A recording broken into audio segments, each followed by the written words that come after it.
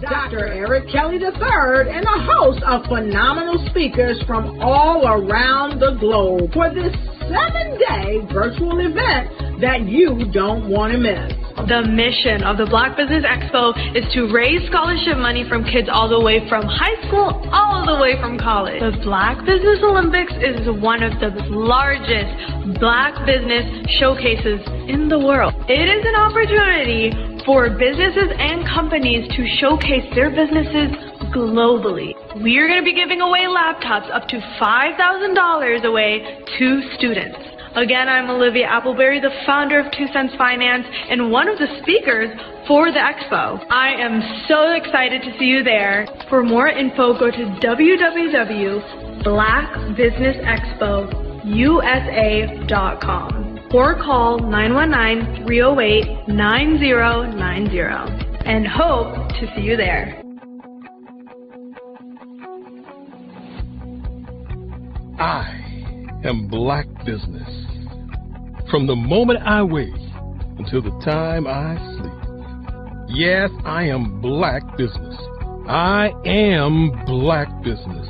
Tell me, are you Black Business? I am Black Business. Do you support Black businesses? Listen, I support Black business because I am Black Business. Black Business Expo, one of the largest business showcases in the history of Black business in the world. The world! Sign up today at www.blackbusinessexpousa.com or call 919-308-9090. I am Black Business. I am Black Business. From the moment I wake until the time I sleep, I am Black Business. I am Black Business. Are you Black Business? I am Black Business. Do you support Black businesses? I support Black business because I am Black Business. Black Business Expo, one of the largest business showcases in the history of Black America in North Carolina. Join Dr. Eric Kelly III and a host of phenomenal speakers from all around the globe for this 7-day virtual event that you don't want to miss. The mission of the Black Business Expo is to raise scholarship money from kids all the way from high school all the way from college. The Black Business Olympics is one of the largest Black business showcases in the world. It is an opportunity for businesses and companies to showcase their businesses globally. We are going to be giving away laptops up to $5,000 away to students. Again, I'm Olivia Appleberry, the founder of 2 Cents Finance and one of the speakers for the expo. I am so excited to see you there. For more info, go to www.blackbusinessexpousa.com or call 919-308-9090 and hope to see you there.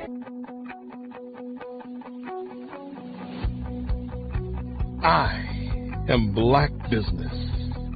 From the moment I wake until the time I sleep. Yes, I am Black Business. I am Black Business. Tell me, are you Black Business? Black Business Expo, one of the largest business showcases in the history of Black business in the world.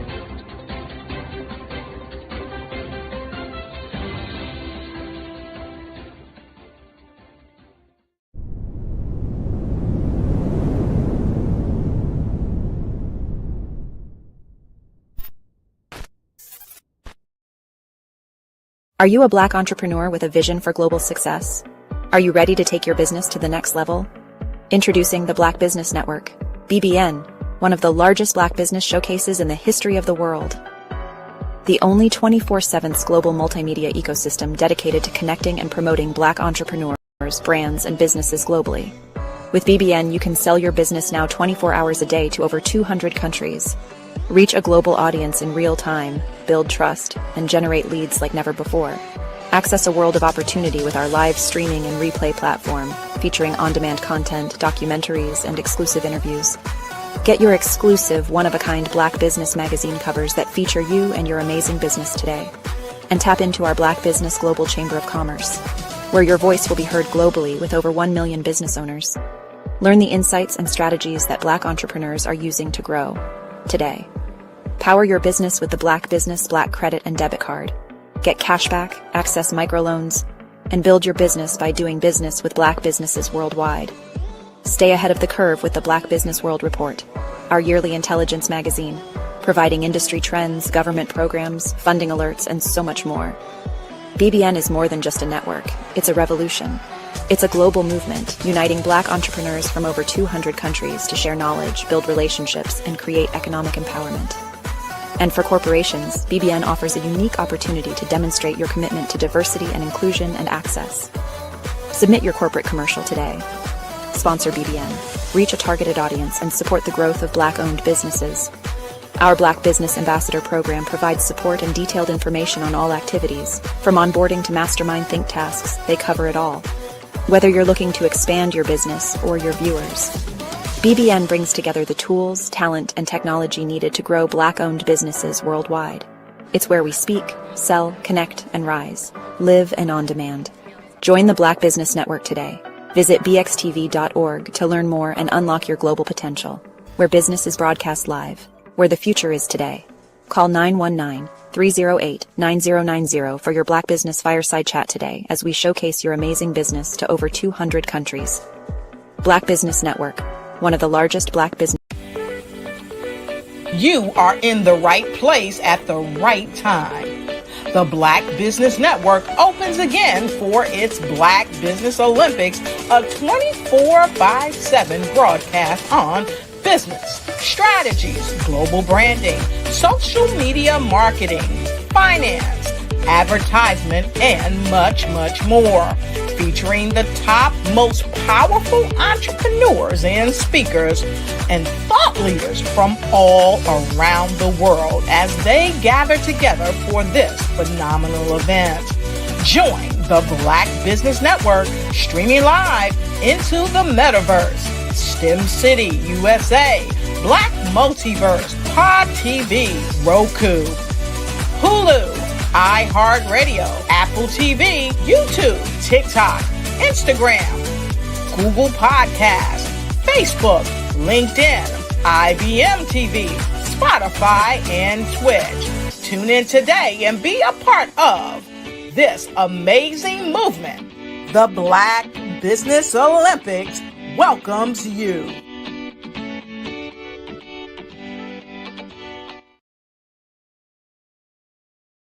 The Black Business Expo's mission is to raise funds for high school seniors going to college or K-12 entrepreneurs. This expo is a fundraiser for students.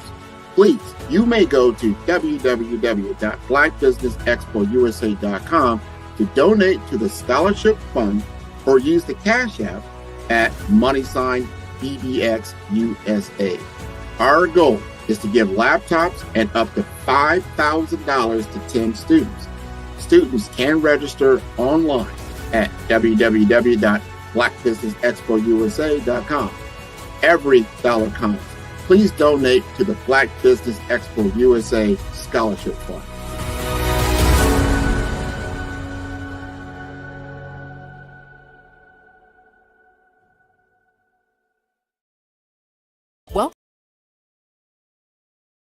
Welcome to Intentionality with Dominique, the show that helps business owners become valued and in-demand suppliers in the marketplace to scale their businesses. Let's start today's show with host and intentional connector, Dominique Simpson-Milton. My favorite question to ask, but what would you say is the difference between working in your business versus working on your business? Oh my goodness, it's a mindset for sure. And prior to working with the council and working with you, I don't even know that I placed as much emphasis and importance on it. But now I understand the importance of working on the business, which is that business development, strategic planning, taking that 30,000 foot view, every 6 months and definitely at least once a year to find out what's working well, what's not, pivoting if there's a need to pivot, adding new verticals. Like, that's working on the business. Working in the business is the day-to-day operations. Right. Putting out fires in the day-to-day, responding to emails, that type of thing. And working on the business is setting a strategy based on what's going on in your various industries. What are the trends, and making sure that you are doing the steps to stay in front of those trends. As you grow and as you evolve, I'd say there are a couple of things to that. One is, if you are in the weeds every single day, and quite frankly, when you start a business, there's not a lot of, it's hard not to be, right? Because you're probably small when you start. There are probably not enough resources for the things that you have to do. That's normal. But as you grow and as you evolve, you start to understand that if your view is here, then you cannot gain the perspective to see all of the interrelationships and all of the opportunities and all of the strategic maneuvers that you should be doing in order to take grow your business in step functions as opposed to incremental. Well, working in the business is doing everything. You wear all the many hats.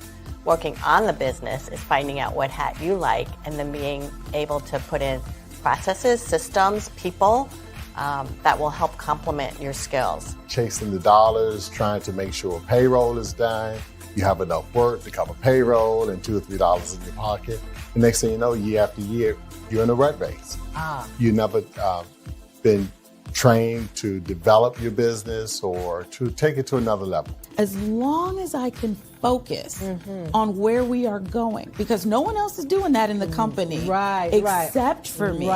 So if I can see, here's where we're going, and I need all 10 of y'all to come with me, then if we all do that together, then the business grows because everyone is focused on the thing they're supposed to be focused on. I love that. Yeah. I think for a lot of business owners, particularly when you're just getting started, you're wearing multiple hats. I tell people all the time, I was always letter E, all of the above, when we used to fill in those multiple choice tests. And even now, I still do a lot, but what is really great is that right now I'm in Richmond. My team back in Raleigh is handling everything. I don't have to pick up the phone. I don't have to check that email because I know that they can take on whatever is being thrown at them. Take time to slow down in order to speed up. Invest in CVM SDC developmental programs each year to grow your business. Working in equals maintaining. Working on equals growth. Visit cvmsdc.org for more information on our development programs. Email us at info@cvmsdc.org.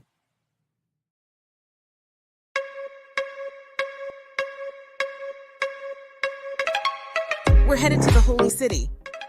The Carolinas Virginia Minority Supplier Development Council is proud to announce that the 2025 Business Opportunity Conference will be held in Charleston, South Carolina.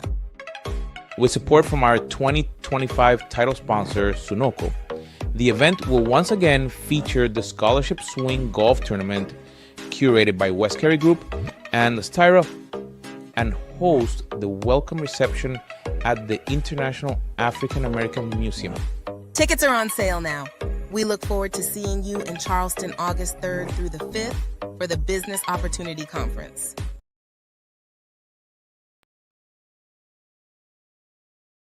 Absolutely. So our coaching program help people that have the lack of time, that lack strategies, and lack the confidence to go after their dream life. So we help them implement tools. We help them implement, I love to leave the inherited lack of finances or the education behind finances. But it wasn't until I lost my firstborn, my only son, that life changed for me. And where I was going after it all, living the corporate life, hit my 6-figure income, and living in my dream house with my dream man, driving my dream car. Wow. I nearly lost it all when I lost my son. And so I realized it only takes one financial catastrophe that can change your entire life. That's what made me start All New Beginnings. Because no matter what's going on in life, there's a new beginning. And because of that, we develop a program called Wise Minded. My little slogan is, don't just dream it, let's live it. If they want to connect with you or work with you, what is the best ways for them to be able to do that? Well, for my social media guru, you can connect with me on every single social media platform as Tanya T. Rose.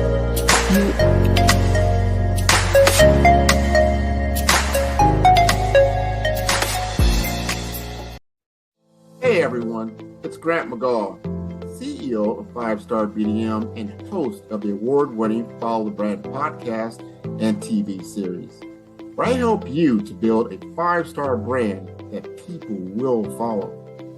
My genius is personal brand development through intelligent communication and helping you achieve your business and career goals. I am a requested speaker on digital technology and brand development issues.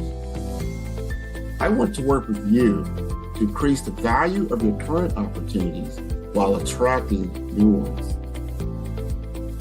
Every one of you is unique, and we all share challenges that can be addressed through smart branding.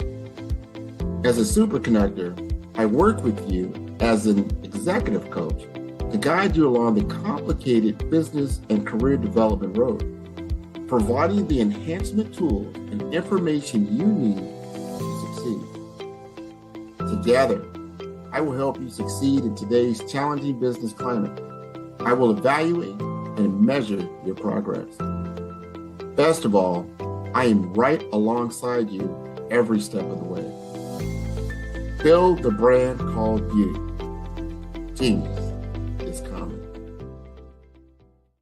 Your story is powerful. Your brand is valuable. Your business deserves to be seen, heard, and followed. The Black Business Olympics has given you the stage, showcasing Black entrepreneurs speaking on stage, networking, and leading their businesses. Now, let's take your business even further. With the Black Business Olympics logo and clips of past events and inspiring speakers, we celebrate the power of visibility and the impact of your unique story.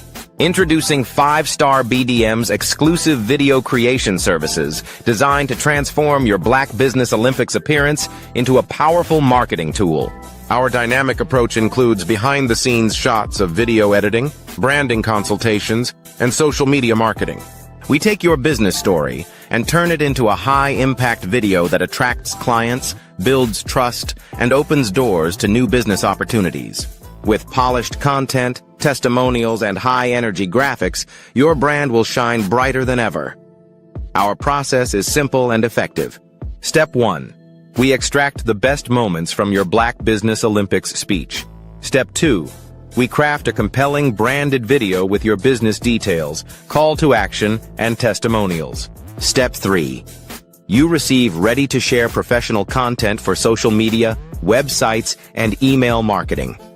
With our AI-enhanced video marketing strategies, your message reaches the right audience at the right time, so your business grows while you lead. Hear from successful entrepreneurs who have worked with 5-Star BDM. After working with 5-Star BDM, my brand awareness skyrocketed.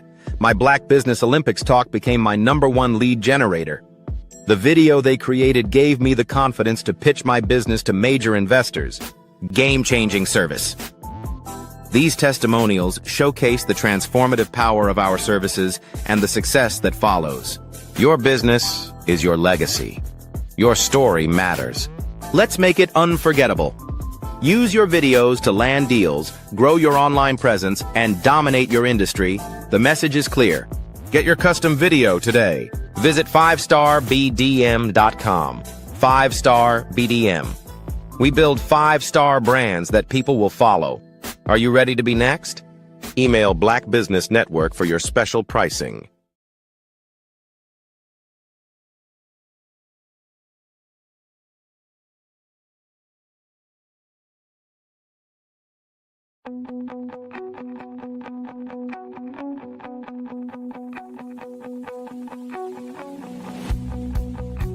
I am Black Business. From the moment I wake until the time I sleep. Yes, I am Black Business. I am Black Business. Tell me, are you Black Business? I am Black business. Do you support Black businesses? Listen, I support Black business because I am Black business. Black Business Expo, one of the largest business showcases in the history of Black business in the world. The world! Sign up today at www.blackbusinessexpousa.com or call 919-308-9090. I am Black business.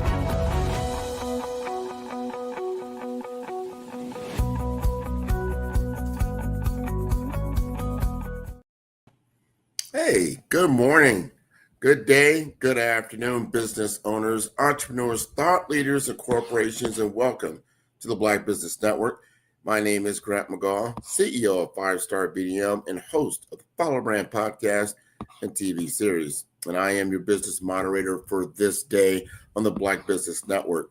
The Black Business Network is a 24-hour business network showcasing Black businesses, business owners, entrepreneurs, and thought leaders worldwide. And we have speakers from North Carolina, London, Singapore, Africa, Japan, and cities all over the United States. The Black Business Network is a global community sharing its business knowledge to empower, inspire, and educate businesses about business. And today we have Dexter A. Bridgman. He is the visionary founder and CEO of Miami, or MIA Media Group, LLC, the largest producer of Black targeted editorial content in Florida. And since 2004, he has built a media empire that includes Legacy Magazine, or Legacy Miami, Legacy South Florida, and MIA Magazine, covering business, politics, culture, and lifestyle across print, digital, and broadcast platforms. His publications are official media partners for marquee events like Jazz in the Gardens, the American Black Film Festival, and the Art of Black Miami, reaching over 1 million readers through partnerships with the Miami Herald and Sun Sentinel. Bridgman also hosts 6 weekly television shows on CW Channel 39 and distributes a digital newsletter 3 times a week. A Hofstra graduate and proud Alpha Phi Alpha brother, Dexter has earned honors from the NAACP and Miami-Dade Chamber of Commerce for his work empowering Florida's Black community through media, entrepreneurship, and civic activity. I'd like to bring Dexter A. Bridgman to the Black Business Network. How are you doing today? Hey, Grant, good morning. I'm doing wonderful, my friend. Good to see you. I am so proud of you. I'm going to just come out and say that right now. I am very, very proud of you.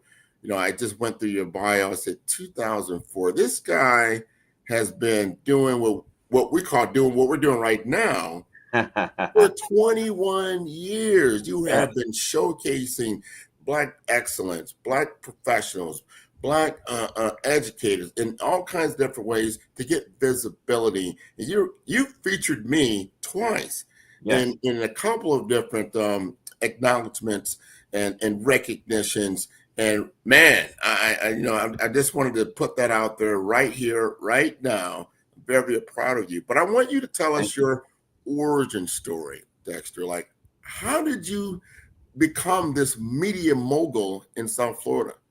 Well, it goes back even further. It goes back some 40-something years. I have to give credit to the person that started it all for me.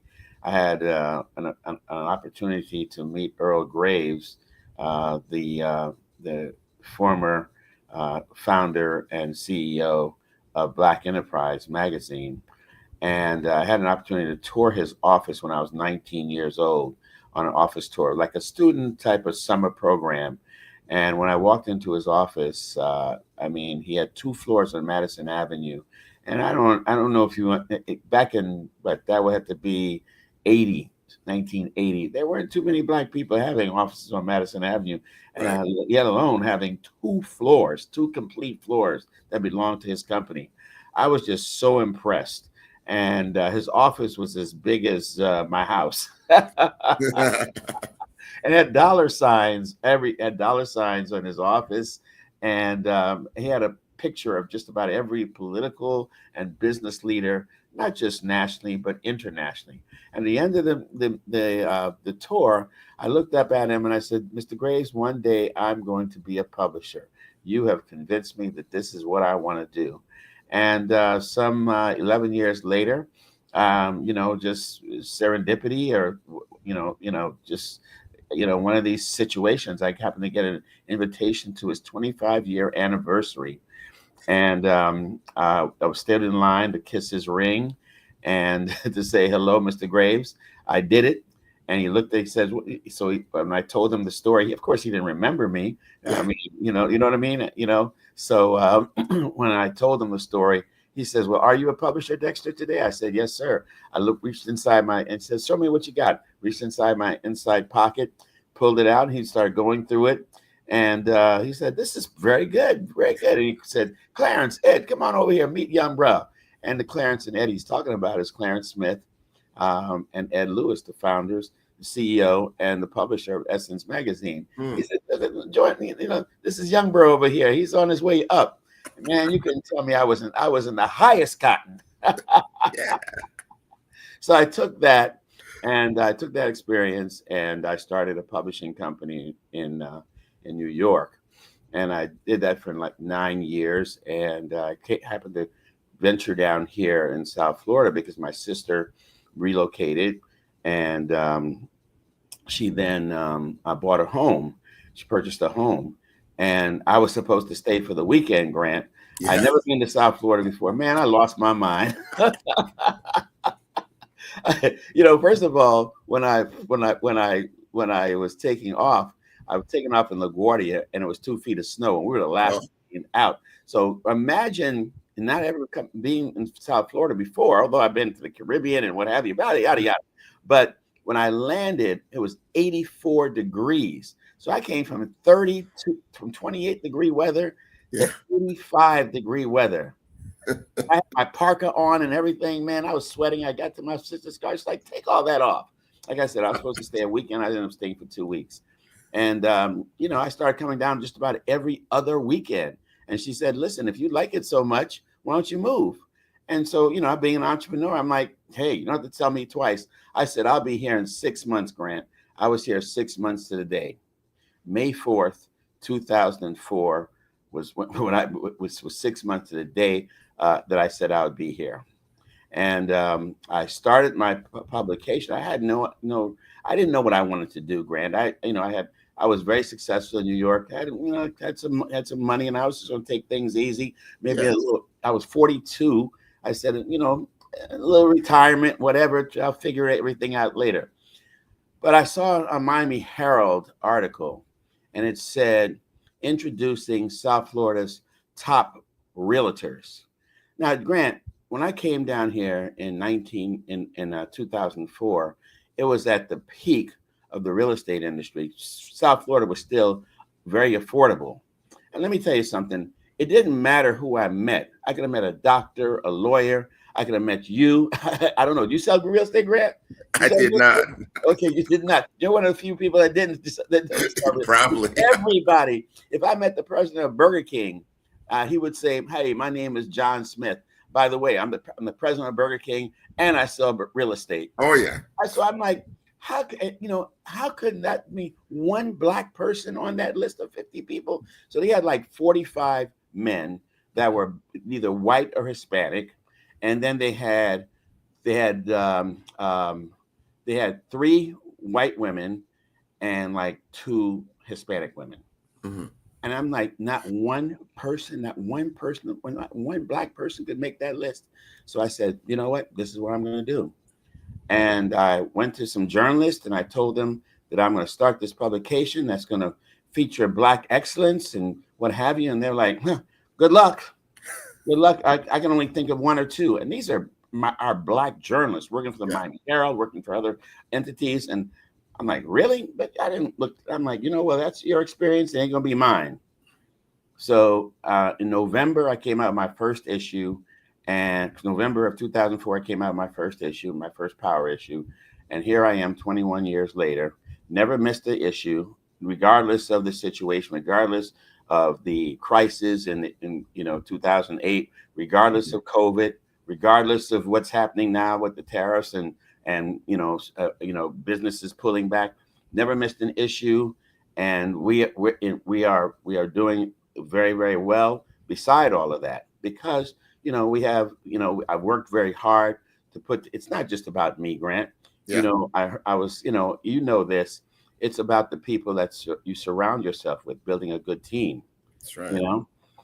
So today we have 3 platforms: digital print, television shows, where I don't wear this as a badge of honor, but we unfortunately, we're the only one in Miami-Dade County that owns and produces shows that are on network television show that are Black. And like I said, I don't wear that as a badge of honor. We should have more people. That I should not be the only one. You understand what I'm saying? Yes. So, and then the third is that we have a strong digital presence as well. So we have 3 major platforms where we over 1 million people either read or view our platforms on a weekly basis.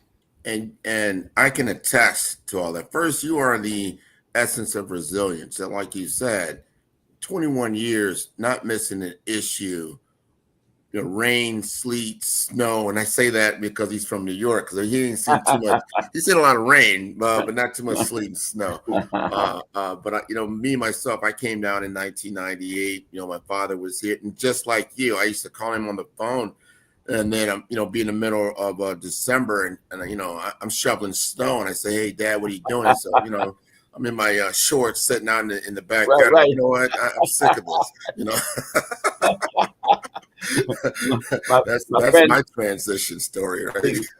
Exactly. I'm very mean to my friends. It's like, January, February, March, I'm walking around with in my sandals and short pants and whatever the case may be, and they're freezing their butts off in New York, and I'm doing selfies and sending it to them.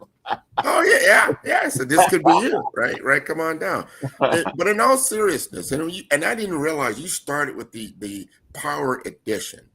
I was just honored in your top 50 power players in Miami. You had one for Miami, you had one for Congratulations and Broward, Palm Beach, and it just makes me feel good, because then that was my second time. The first time, it was in like 2018. I was honored in your healthcare publication. Yes, right? yes. And because of those recognitions, I also, like you were saying earlier, I surround myself in a network of good people, right? Professional people that are mobily upward. They're doing things, in the community. And because I'm featured in that particular publication, I now am actually operating in that same network of your own. Sure. I've reached out to certain people. I've been, had conversations with them. We've done business together. This has been wonderful. I wanted to tell this because when I became the president of the National Association of Health Services Executives for the South Florida world, and I got with Dexter, and I said, Dexter, this is what I'm doing. And Dexter said, hey, I think, we could work together on something. And I said, I want to do a newsletter. I want to do something. And Dexter said, you know what? First of all, let's share some network information. And I'm going to put you in touch with my editor who develops a newsletter. And if you think you can pull together enough content for a quarter, you can then, I'll go ahead and help you develop it. He did that for me. And I'm telling you this because this is the origin story, the true origin story of 5-Star BDM and the Follow the Brand podcast, because I started interviewing healthcare executives, going out there with my little cell phone, recording them, getting the audio, doing the transcript, getting his editor involved, and developing. Probably people will say, a lot of organizations, they do a newsletter. I had a publication. Right. I just said, this is not a newsletter. You were one of the first to have a digital publication. Yeah. Right. You showed me that whole platform, right? You did that. So I guess the question is, where are we now as a people when it comes to content creation in your lens, in your eye? Because you've been doing this so long, and you know how now, even before 20 years ago. Content creation is at a fingertips for a lot of people. Digital, audio, print. You can do these things. You've got large language model. Express to us how important it is to be visible in the community.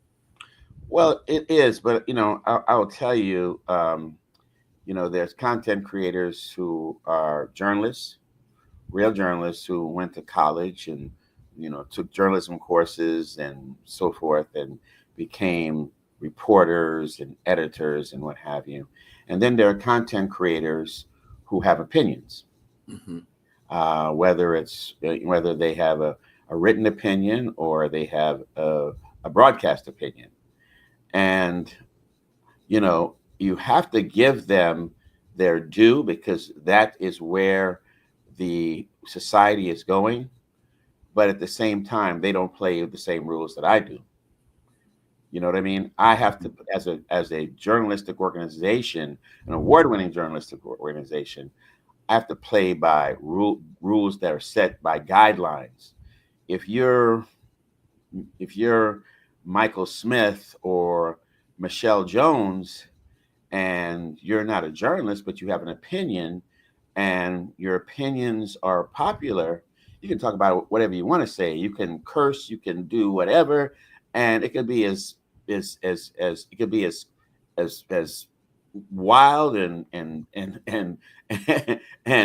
crazy, or it could be very, very very professionally done, and it could be a situation where you're addressing an audience with I'm not saying a lack of intellect, but when you're sometimes the content creators, they get ahead of themselves, unfortunately, and they just, I'm not talking about just in the Black space, in all spaces, sure. And just spew all sorts of things, racism and everything, and good, bad, and indifferent.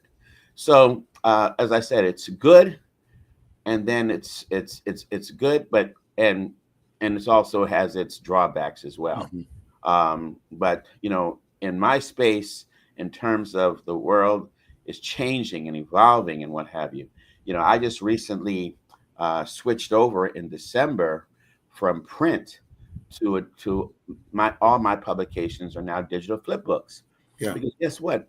The days of going to the newsstands, if there's breaking news, you used to run to the newsstands or run to the supermarket to grab a newspaper. Things are happening like this. No, so as soon as it happens, it's on your phone. You get an alert or whatever the case may be. So the days of newspapers, print newspapers and printing magazines, those days are over. Over. When I started with the Miami Herald back in 2010, their circulation was in the 400,000s. Yeah. When I started with Sun Sentinel, theirs was the same thing. Now the Miami Herald is, putting out 10,000 copies. Sun Sentinel is putting out, 30,000 copies. But they've made a transition to digital.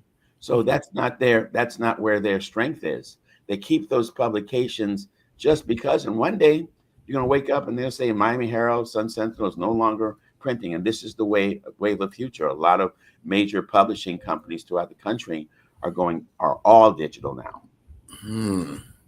This is a big deal, and I hear what you're saying. I know, growing up, one of the biggest things, we have a Herald, especially Miami, my hometown of Omaha, Nebraska, and you would get the paper delivered to you, every day. I remember being even in high school on a Saturday night, we would go and I would work part-time there, and we would put out the Sunday paper. It was it was this thick, full of stuff. Or even looking at the telephone book every year, you get this huge telephone book. Well, that's no longer. So the business of media has pivoted and changed to a digital world. This is one of the reasons why I focus on personal branding from a business development tool, because I'm trying to show people like you've got to be visible and understand how to utilize these digital tool sets that are at your disposal, because this is how people are going to become aware of you. Just like if you have just a brick and mortar building, Right. It's going to be a lot easier for you to, get a presence digitally than it is to somebody, drive. Remember the day of the billboard. You're just driving down the road and you see the billboard, and some of that is still in play, but minuscule. I was blown away what you just said. Miami Herald had a publication of 400,000 newspapers going out probably every day, every week. Every day. And that was 10,000. That's like. Now it's 10 to 12,000, 10 to 15,000, somewhere in that neighborhood, because they realize it's it's a dying industry. Print is dying, and the only way you're going to survive. I mean, again, like they keep it, just because. There's some business reasons to keep it alive as well, but they have made a complete dive, as most major publications in the United States and the world, to digital. And that's what I have done. I try to tell I like to think of myself as I'm a little ahead of the curve in the world of Black media, Black owned media. And I tell my associates all the time, listen, you can't do business the way you did yesterday. Yeah. You've got to transfer. You've got to have a digital presence. You got to have a strong web presence. You got to have a strong social media presence. You have to. You have to. Especially if you're media, people expect that you're going to have something to say on social media, or something that's to represent you on social media. And that's just the way the industry is. And with the advance of AI, that is also impacting our industry. 100% on that. And I've seen it. And as far as morphing, changing the content creation of audio, video, obviously in text, how are people consuming information? And intelligence is super, super important. My question for you is, now you've made the pivot. Are you seeing our Black businesses also making the pivot, or are they holding on to a blockbuster world in a Netflix society? I'll say it like that. Well, let me make sure I understand the question. Repeat it again. Let me make sure I'm going to say it like this. Are our Black businesses keeping up? Are they making the pivot? Okay. Are they making the change? Got it. Unfortunately, from what I see, and I'm honoring and recognizing, I know a lot of the Black businesses and what have you, and in South Florida, and unfortunately, they're not, and we're the last ones usually, unfortunately, to get to the point where we're the last ones to get the technology upgrade. We're the last ones and sometimes it's financial, sometimes it's a lack of knowledge. And I'll give you an example like this. If you go to a chamber meeting, if you go to a chamber meeting, they have grants. Mm-hmm. And the type of grants they have are for like $2,000, how to develop a develop your business plan, how to do this, how to do that. Well, that's only for a certain type of business. You know what I mean? Mm-hmm. If you've been in business for 10, 15 years, you gotta have more advanced knowledge and more advanced type of information. But many of us still don't have websites. Mm-hmm. Many of us don't do any marketing. Many of us don't, follow any kind. Look at the back in the when we had the recession or the COVID, and people were applying for the federal grants. That money that was go be in your pocket. All you need to do was show your income tax. Right. They didn't have the paperwork together. They could get that money because they didn't file taxes. They don't know their what's their profit and loss. Mm-hmm. How are you in business every day, Grant? And you don't know that you're in the red. Right. But and this is where we are, unfortunately.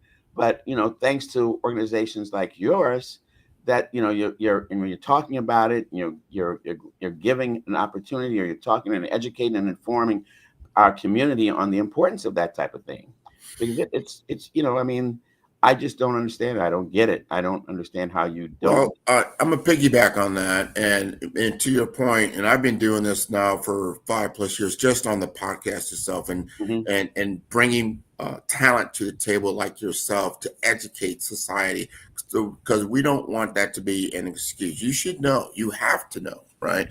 I point to our educational system, and I'll point the finger right at it, because we are on a monopoly board. This is what it is. You need to pass go. You need to collect $200. You need to accumulate property. You need to get a home. You need to get a business. And you need to understand this every day and twice on Sunday.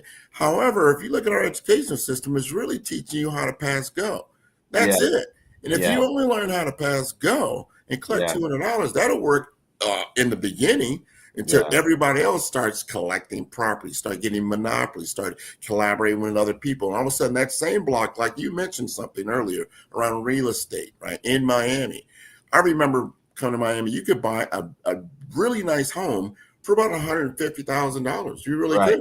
It was really nice. That exact same property, nothing changed at all, is now $700,000-$800,000. Exactly. So the block has changed. So you go around the block and collect your $200, you ain't buying much. Right. No, not at all. Not at all. Not at all. So I say that to say this: when it comes to business, and it comes to the basic education, that we aren't teaching our kids. And I think we have to do this ourselves. You got to learn and understand the environment in which you are operating in. And it's changing constantly. So you can't say, oh yeah, well, AI, I don't like that. It ain't about you liking it or not. This is how business is being conducted, that you can amplify yourself. So I can take Dexter and make 10 Dexters. Why do you think he has so many different media outlets? Because people consume information in different ways, right? Different ways, exactly. Well said. And that's the truth. So here's the question I had. Let's say I want to go. I like Dexter and what he does. I'm going to be just like that person, like Earl Grey. I'm coming to your office. I see what you've built out. I see what you've done. If I wanted to go and walk in your footsteps, what are like 5 things I really need to know right now that I probably wasn't aware of? That's a really good question. And, you know, some of this is the basic questions, you know, in terms of, you know, doing your research, you know, and when I say do your research in terms of finding out what's out there, but part of your research is don't chase the dollar. Don't start a business that you're not passionate about, but you're just like, okay, you know what, I hear that being starting a construction company or starting a repair company, whatever, is I can make a lot of money doing that. But if you're not passionate about it, Grant, what's going to happen? It's going to fail. It's going to fail because you know what?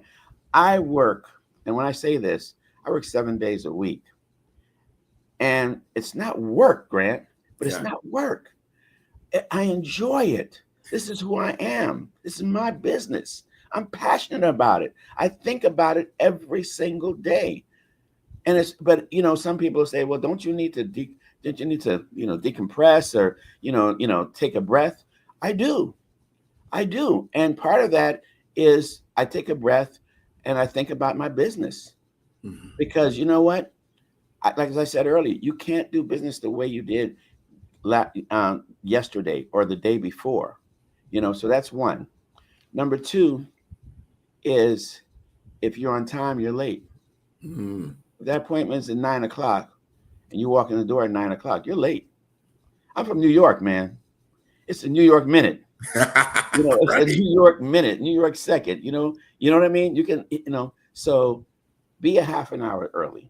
I don't care who you are. I don't care if you're a student. I don't care if you're a professional who's been out there for 10, 15 years or someone who's seasoned, been in business for 40 years. If you're on time, you are late. And this is another one that you're not going to find in the books. But I took this from an experience when I was in camp. I went to when I was 9 years old. I went to a boys' camp, and it's all based on sports and what have you. And they were giving out awards and such and such.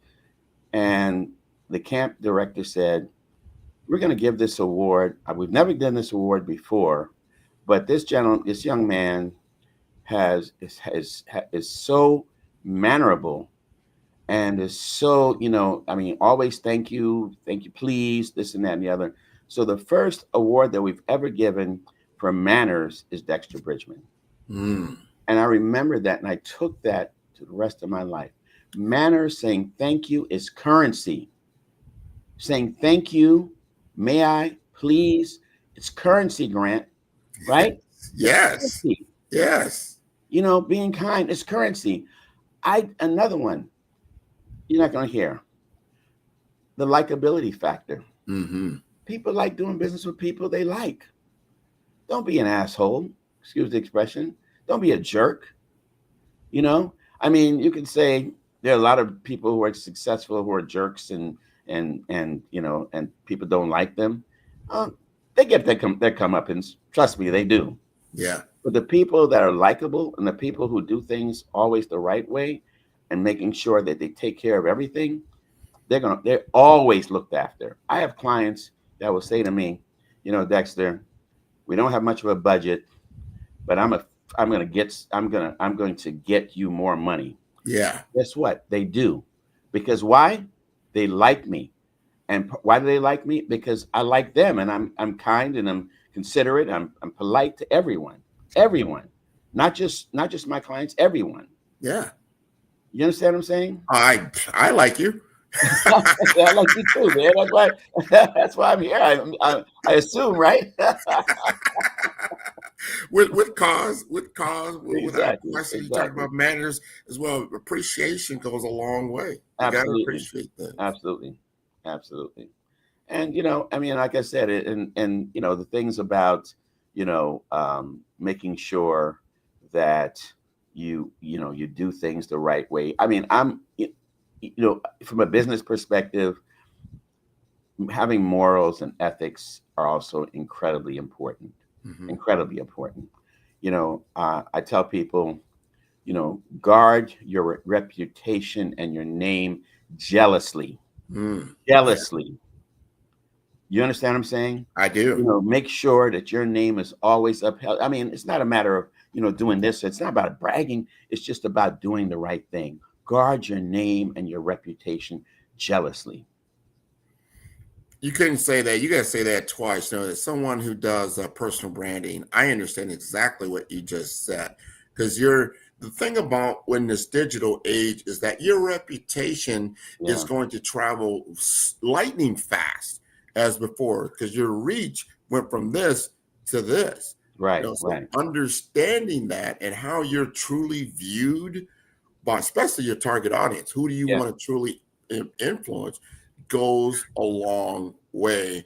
And people see everything. Whether you realize that they might not voice everything, there's a lot of things that are invisible. I always look at the iceberg effect. Someone taught me this a while ago. It was so important because when you see an iceberg and you see the top of it, you're only seeing 30% of that total iceberg. 70% of that is underneath the water. Yeah. So 70% of your reputation is something you aren't always aware of, but it's part of your overall brand. Yes. Well said. Well said. You're so right about that. And nowadays, man, you can't get away with anything. You can't get away with anything. I always told people if I was ever going to be a crook or rob a bank, guess what? I'm the only one going to rob the bank. I'm not, even my wife. I'm not even telling you. So my point is that everything follows you today. Yes. Everything is on social media. Google. And some of that stuff, it could have happened 20 years ago. You can't get rid of it. Yeah, you can't get rid of it. Yeah. Make sure that everything that you do, and none of us are perfect. I'm not saying that you got to be a saint.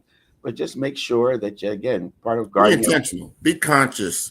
Understand where you're at, what you want to do. I can't applaud you more than what you do now because you give a voice to, I call the voiceless, right?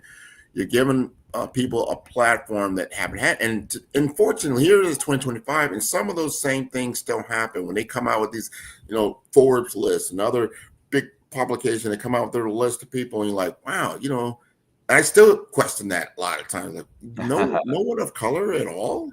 Right. Competed at that level, like none.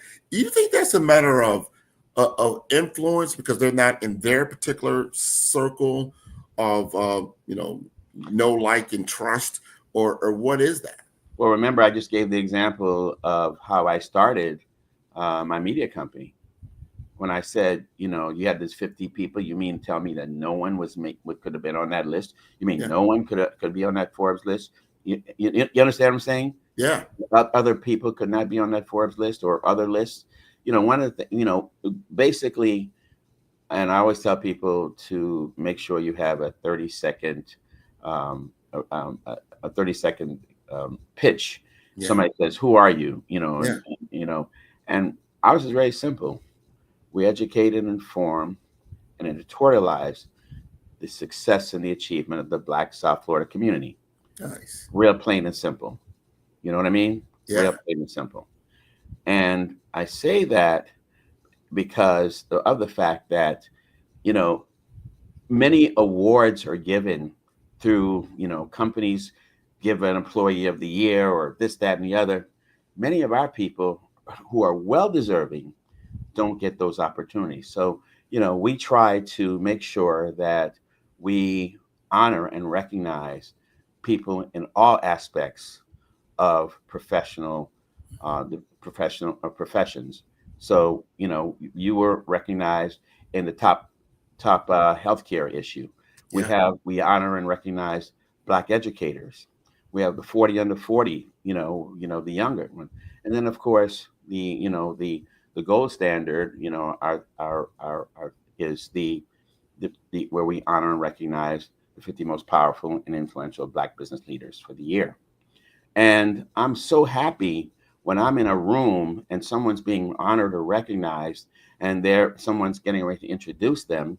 The master of ceremony is saying, and Grant McGaw has been awarded Legacy Magazine 2025 most powerful and influential Black business leader of the year. In addition, he was awarded Legacy's top Black healthcare professional back in 2018. Come on, man. You don't think that makes me feel good too? Yeah. I feel as good as you do. Honestly. And that gives me pleasure. And because, this award, and by the way, this award comes from the community. Yeah. It's like Dexter Bridgman and my team my editorial team that's doing this. These awards and these type of recognition, you have to be nominated. And you have to, when part of the nomination process, someone has to write an essay of 100 words, 200 words on why Grant McGaw should be considered. And we have a committee that, that sits down and looks at everybody. And some people have been trying to get on the list forever. In a joking way, some people have even tried to. Hey, they got to do what they got to do. But Dexter, we're coming to the end. I want you, because this is important. How do they contact you? How does it? Hey, I'm interested in Dexter and his business. How do they contact you? Real simple. You can contact me. You can you can email me at dab@miamediagrp.com. You can also go to my website, which has all my contact information, and that's real simple. That's probably the easiest way, because you're not going to remember the email address, but just go to my website at miamediagrp.com, miamediagrp.com, and it has my contact information in terms of my phone number, my office phone number, and my email. And I'm prompt with responding to all communication. I tell you, I thank you so much for being with us on the Black Business Network. This has been wonderful. We will talk soon again, my friend. Genius is common, and I'll see you on the other side. Thank you. Well, that was wonderful, wonderful, wonderful, wonderful.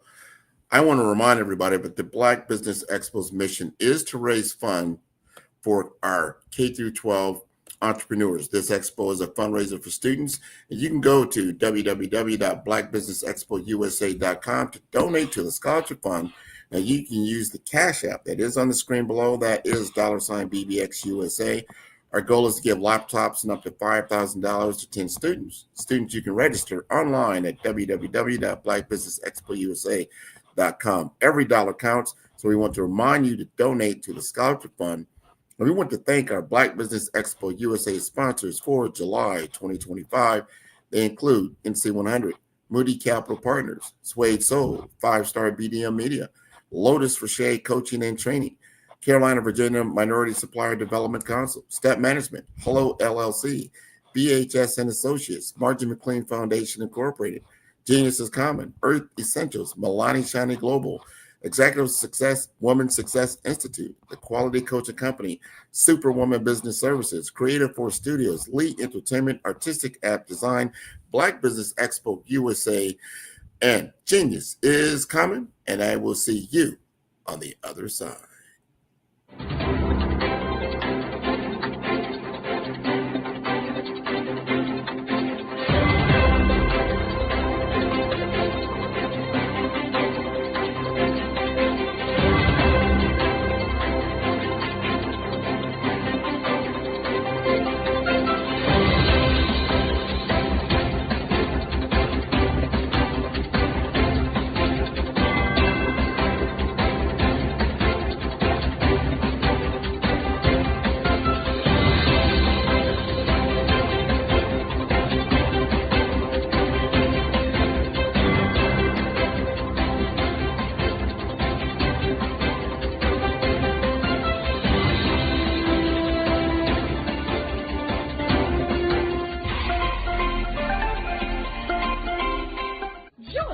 Dr. Eric Kelly III and a host of phenomenal speakers from all around the globe for this 7-day virtual event that you don't want to miss. The mission of the Black Business Expo is to raise scholarship money from kids all the way from high school all the way from college. The Black Business Olympics is one of the largest Black business showcases in the world. It is an opportunity for businesses and companies to showcase their businesses globally. We are going to be giving away laptops up to $5,000 away to students. Again, I'm Olivia Appleberry, the founder of 2 Cents Finance and one of the speakers for the expo. I am so excited to see you there. For more info, go to www.blackbusinessexpousa.com or call 919-308-9090 and hope to see you there. I am Black Business. From the moment I wake until the time I sleep. Yes, I am Black Business. I am Black Business. Tell me, are you Black Business? I am Black Business. Do you support Black businesses? Listen, I support Black business because I am Black Business. Black Business Expo, one of the largest business showcases in the history of Black business in the world. The world! Sign up today at www.blackbusinessexpousa.com or call 919-308-9090. I am Black Business. I am Black Business. From the moment I wake until the time I sleep, I am Black Business. I am Black Business. Are you Black Business? I am Black Business. Do you support Black businesses? I support Black business because I am Black Business. Black Business Expo, one of the largest business showcases in the history of Black America in North Carolina. Join Dr. Eric Kelly III and a host of phenomenal speakers from all around the globe for this 7-day virtual event that you don't want to miss. The mission of the Black Business Expo is to raise scholarship money from kids all the way from high school all the way from college. The Black Business Olympics is one of the largest Black business showcases in the world. It is an opportunity for businesses and companies to showcase their businesses globally. We are going to be giving away laptops up to $5,000 away to students.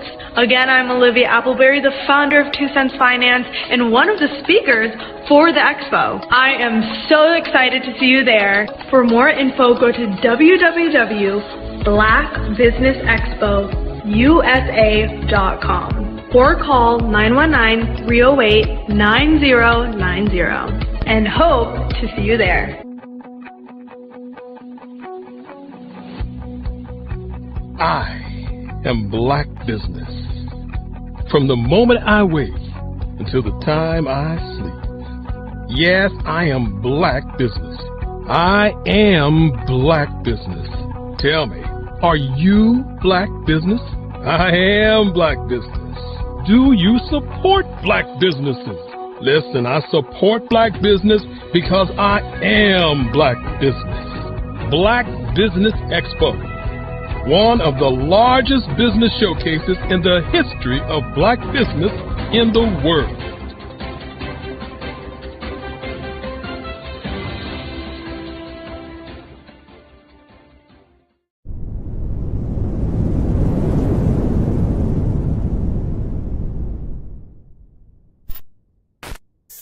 Over the past few years, we've seen the growth of existing and new initiatives focused on financial inclusion, building global networks, and reducing the wealth gap in response to the idea there's not enough seats at the table. Whether their outcomes are to increase the representation of Black executives on corporate boards, ensure an inclusive global economy, or to create new U.S. African commercial pathways, the strategies are often carried out by separate programs. The question is, should they be? With the continent of Africa being home to more than half of the world's fastest growing economies, the youngest workforce, over 400 companies generating more than $1 billion annually, 700 generating more than $500 million annually that are poised for growth, and being the destination of nearly $5 billion in venture capital in 2021. Diversifying U.S. and Africa commercial engagement by building bridges between African businesses and their U.S. diaspora should begin being seen as mutually beneficial. From helping to reduce Africa's enormous capital gap to catalyzing two-way trade opportunities, the COVID-19 global pandemic hopefully has taught us that global challenges and opportunities are more interconnected than we thought.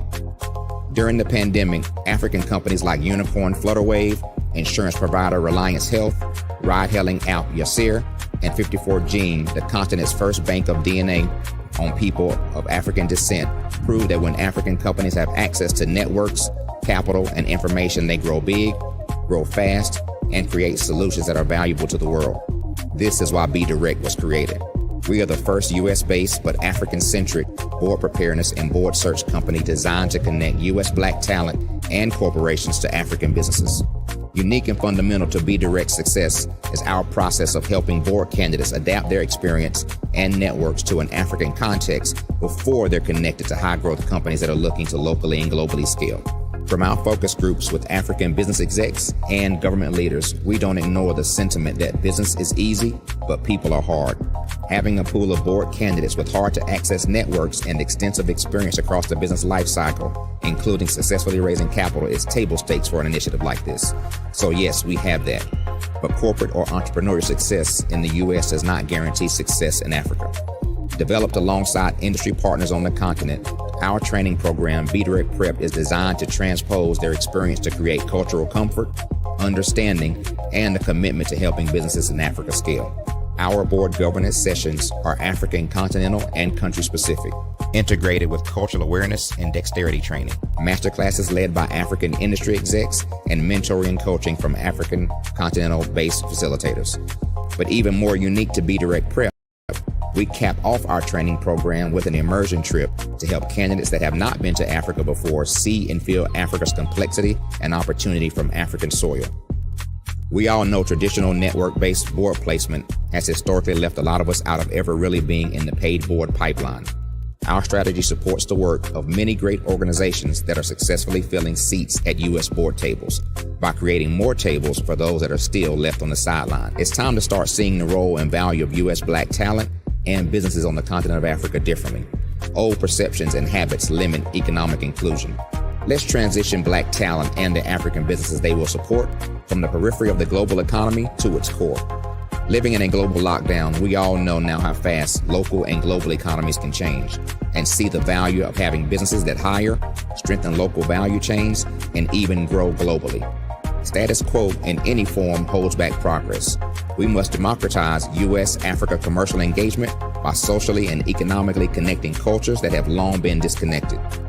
It's time for Africa's U.S. diaspora to redefine their global value by helping African businesses scale continentally and globally.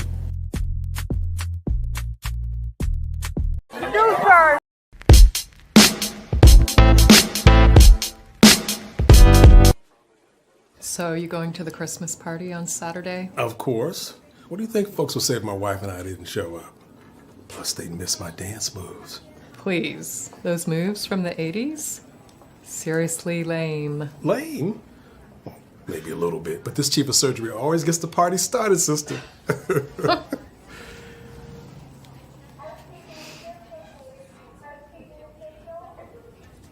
What's going on with your hand? Nothing. Just tired. Stress. Jen, we've known each other a long time now.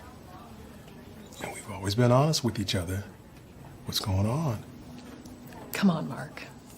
I'm fine. That hand says otherwise. It's nothing.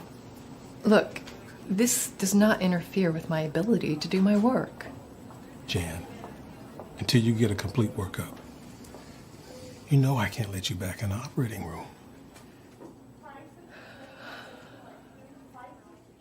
Mr. Menchef, did anyone else have access to your badge last night? Say around midnight. Because the computers here at your lab show that somebody was here. And although your cameras don't show it, somebody was in your building. The chip is his property. Belongs to him. No, he belongs to no one. Simon, do you belong to him? No, he has a right. He has no rights. Belongs to him. Chain up.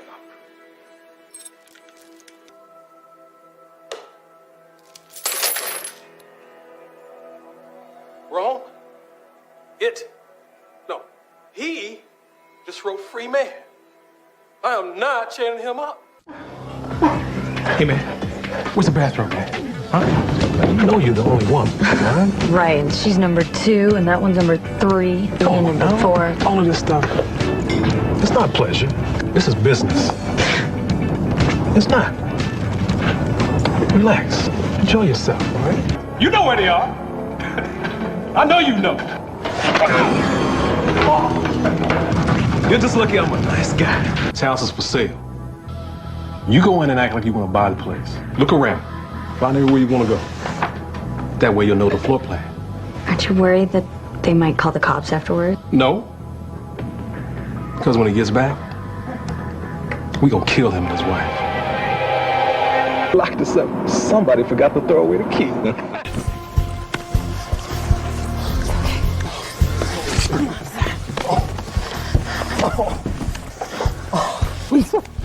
Sir, she's gone, but you're gonna make it, okay? My heart is aching, but I'm a fool to let it go on breaking. No way. Hey, look, guys, it's spaghetti. Hello, how are you? I don't believe this. Hey, could you do me a big favor and spook my kids for me? I'm with my friend, so... Could you do me a favor? All right. Come on, please. Spaghetti, thank you. Come on, for the camera, just one more time, please. I'll give you one standing up. Yeah. Framed it. Shouldn't be shooting this. Yeah. Spaghetti! Yeah. Spaghetti! That's it. Oh, spaghetti! Boogie! Yeah. Spaghetti! Yeah. Spaghetti! That's it. Yeah, Making our day. Spaghetti, yes. Hey, I'll give you 3 more. One more quick favor. Yeah. Could you take a picture with them? My Yeah. kids? Huh? Come on. Let's do it. Yeah. Let's, Right here. Got you all in frame here. Do you mind if you move out of the picture a little bit? You're kind of in the way. Yeah, I'll try. All right, listen, I appreciate it. Thanks.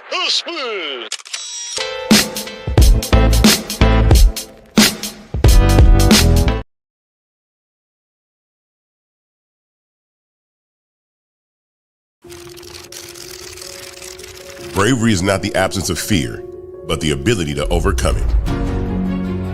We stand for those who defy suppression, who speak out, and those who walk the road less traveled.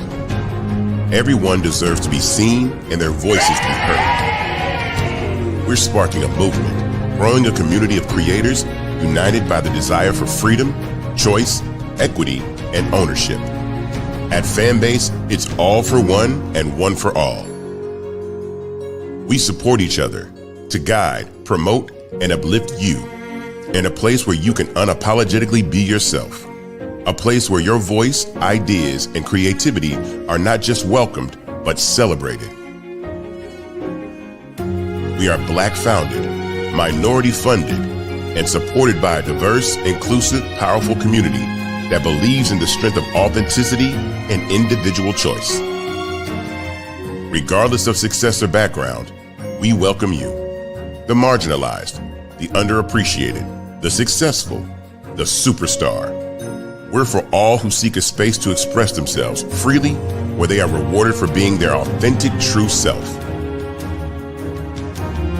We transcend labels because only we have the right to define ourselves. We are built for the brave, the culture, the creators, and for the future where everyone has a power to shape their own destiny, where all are empowered, voices are amplified, and freedom is embraced. For the first time, you have a chance to own the platform you helped make popular. It's a revolution, a movement in how we connect, create, and share. Everyone is a creator, and everyone has a fan base. Here, you can be you without limits.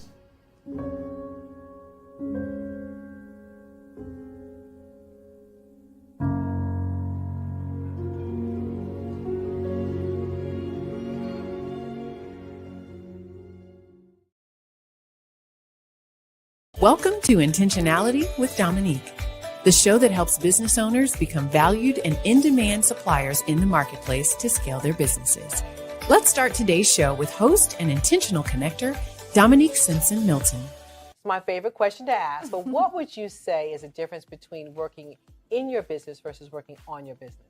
Oh my goodness, it's a mindset for sure. And prior to working with the council and working with you, I don't even know that I placed as much emphasis and importance on it. But now I understand the importance of working on the business, which is that business development, strategic planning, taking that 30,000 foot view, every 6 months and definitely at least once a year to find out what's working well, what's not, pivoting if there's a need to pivot, adding new verticals. Like that's working on the business. Working in the business is the day-to-day operations. Putting out fires in the day-to-day, responding to emails, that type of thing. And working on the business is setting a strategy based on, what's going on in your various industries.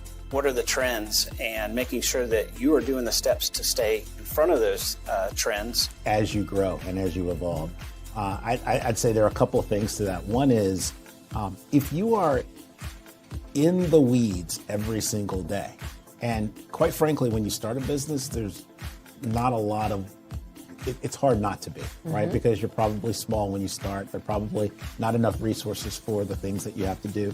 That's normal. But as you grow and as you evolve, you start to understand that if your view is here, then you cannot gain the perspective to see all of the interrelationships and all of the opportunities and all of the strategic maneuvers that you should be doing in order to grow your business in step functions as opposed to incremental. Well, working in the business is doing everything. You wear all the many hats. Working on the business is finding out what hat you like and then being able to put in processes, systems, people that will help complement your skills. Chasing the dollars, trying to make sure payroll is done, You have enough work to cover payroll and $2 or $3 in your pocket. The next thing you know, year after year, you're in a rat race. You never been trained to develop your business or to take it to another level. As long as I can focus on where we are going, because no one else is doing that in the company except for me. So if I can see, here's where we're going, and I need all y'all, all 10 of y'all to come with me, then if we all do that together, then the business grows because everyone is focused on the thing they're supposed to be focused on. Love that. Yeah. I think for a lot of business owners, particularly when you're just getting started, you're wearing multiple hats. I tell people all the time, I was always letter E, all of the above, when we used to fill in those multiple choice tests. And, you know, even now I still do a lot, but what is really great is that right now I'm in Richmond. My team back in Raleigh is handling everything. I don't have to pick up the phone. I don't have to check that email because I know that they can take on whatever is being thrown at them. Take time to slow down in order to speed up. Invest in CVM SDC developmental programs each year to grow your business. Working in equals maintaining. Working on equals growth. Visit cvmsdc.org for more information on our development programs. Email us at info@cvmsdc.org.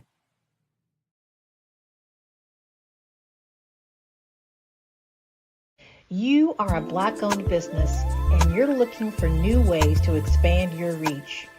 Or you're a creative and you have an amazing story that needs to be told, seen, and heard. Well, at Fave Unite TV, we're streaming the diverse and authentic narratives of Black American culture. At Fave Unite TV, you have access to product placement, feedback loops, promotional spotlights, and other ways to showcase your brand. And we have fans all around the world that can't wait to see what you're up to. So come to Fave Unite TV because we are showcasing the culture 24/7 with Black stories and Black storytellers. Subscribe to FaveUniteTV.com today. And for more information, email us at info@FaveUniteTV.com or call our hotline at 816-819-9939. Fave Unite TV, one of the largest platforms. Over the past few years, we've seen the growth of existing and new initiatives focused on financial inclusion, building global networks, and reducing the wealth gap in response to the idea there's not enough seats at the table. Whether their outcomes are to increase the representation of Black executives on corporate boards, ensure an inclusive global economy, or to create new U.S. African commercial pathways, the strategies are often carried out by separate programs. The question is, should they be? With the continent of Africa being home to more than half of the world's fastest growing economies, the youngest workforce, over 400 companies generating more than $1 billion annually, 700 generating more than $500 million annually that are poised for growth, and being the destination of nearly $5 billion in venture capital in 2021. Diversifying U.S. and Africa commercial engagement by building bridges between African businesses and their U.S. diaspora should begin being seen as mutually beneficial. From helping to reduce Africa's enormous capital gap to catalyzing two-way trade opportunities, the COVID-19 global pandemic hopefully has taught us that global challenges and opportunities are more interconnected than we thought. During the pandemic, African companies like Unicorn Flutterwave, insurance provider Reliance Health, ride-hailing app Yasir, and 54Gene, the continent's first bank of DNA on people of African descent, proved that when African companies have access to networks, capital, and information, they grow big, grow fast, and create solutions that are valuable to the world. This is why Be Direct was created. We are the first U.S.-based but African-centric board preparedness and board search company designed to connect U.S. Black talent and corporations to African businesses. Unique and fundamental to Be Direct's success is our process of helping board candidates adapt their experience and networks to an African context before they're connected to high-growth companies that are looking to locally and globally scale. From our focus groups with African business execs and government leaders, we don't ignore the sentiment that business is easy, but people are hard. Having a pool of board candidates with hard-to-access networks and extensive experience across the business life cycle, including successfully raising capital, is table stakes for an initiative like this. So yes, we have that. But corporate or entrepreneurial success in the U.S. does not guarantee success in Africa. Developed alongside industry partners on the continent, Our training program, Be Direct Prep, is designed to transpose their experience to create cultural comfort, understanding, and a commitment to helping businesses in Africa scale. Our board governance sessions are African continental and country specific, integrated with cultural awareness and dexterity training. Masterclasses led by African industry execs and mentoring and coaching from African continental-based facilitators. But even more unique to Be Direct Prep, we cap off our training program with an immersion trip to help candidates that have not been to Africa before see and feel Africa's complexity and opportunity from African soil. We all know traditional network-based board placement has historically left a lot of us out of ever really being in the paid board pipeline. Our strategy supports the work of many great organizations that are successfully filling seats at U.S. board tables by creating more tables for those that are still left on the sideline. It's time to start seeing the role and value of U.S. Black talent and businesses on the continent of Africa differently. Old perceptions and habits limit economic inclusion. Let's transition Black talent and the African businesses they will support from the periphery of the global economy to its core. Living in a global lockdown, we all know now how fast local and global economies can change and see the value of having businesses that hire, strengthen local value chains, and even grow globally. Status quo in any form holds back progress. We must democratize U.S.-Africa commercial engagement by socially and economically connecting cultures that have long been disconnected. It's time for Africa's U.S. diaspora to redefine their global value by helping African businesses scale continentally and globally.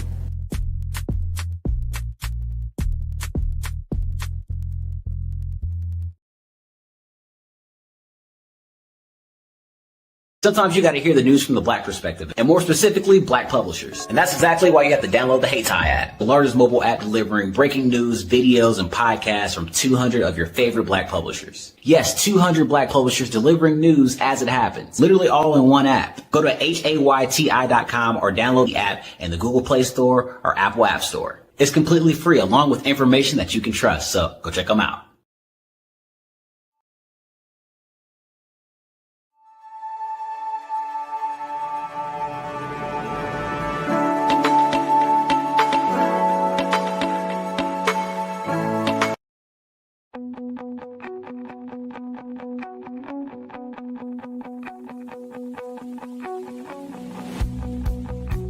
I am Black Business.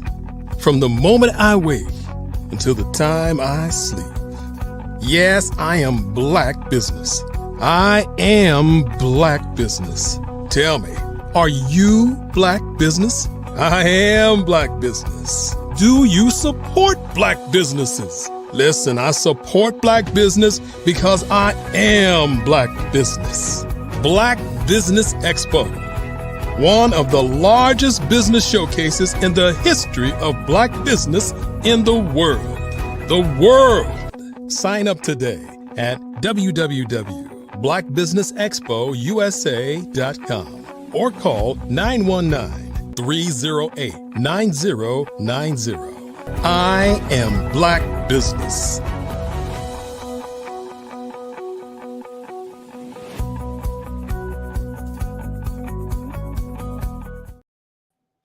Good day, good day, good day, business owners, entrepreneurs, thought leaders, and corporations. Welcome to the Black Business Network.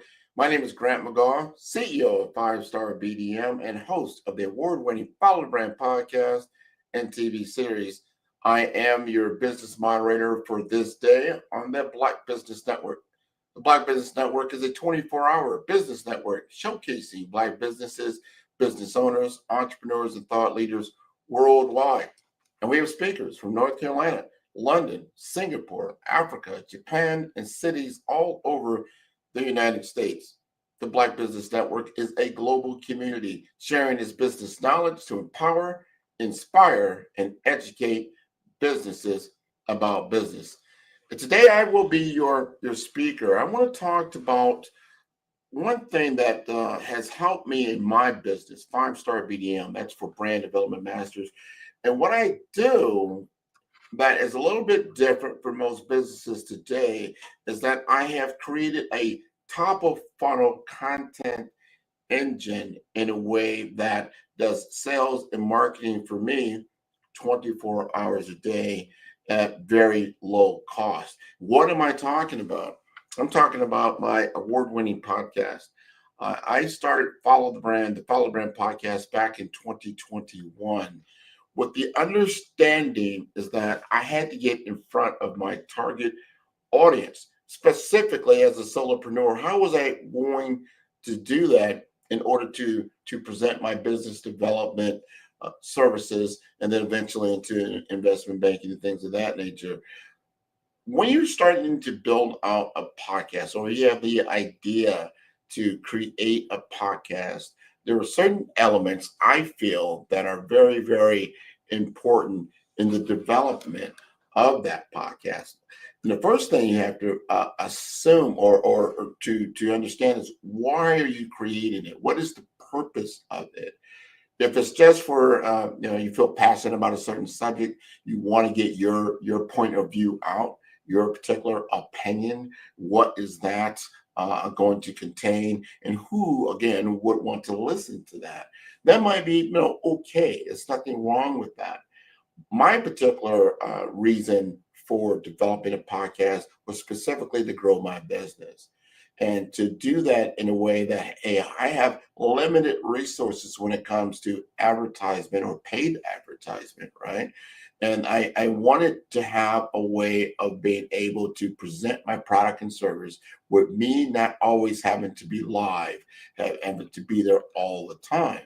And this is the cool factor about when you develop a podcast, is that when you're not there, it's continuously telling your message. And you never really know who's consuming that content at any given time because it's not always live, right? So I use a service called a Buzzsprout. If you're not familiar with Buzzsprout and you are interested in developing a podcast, I will look into it.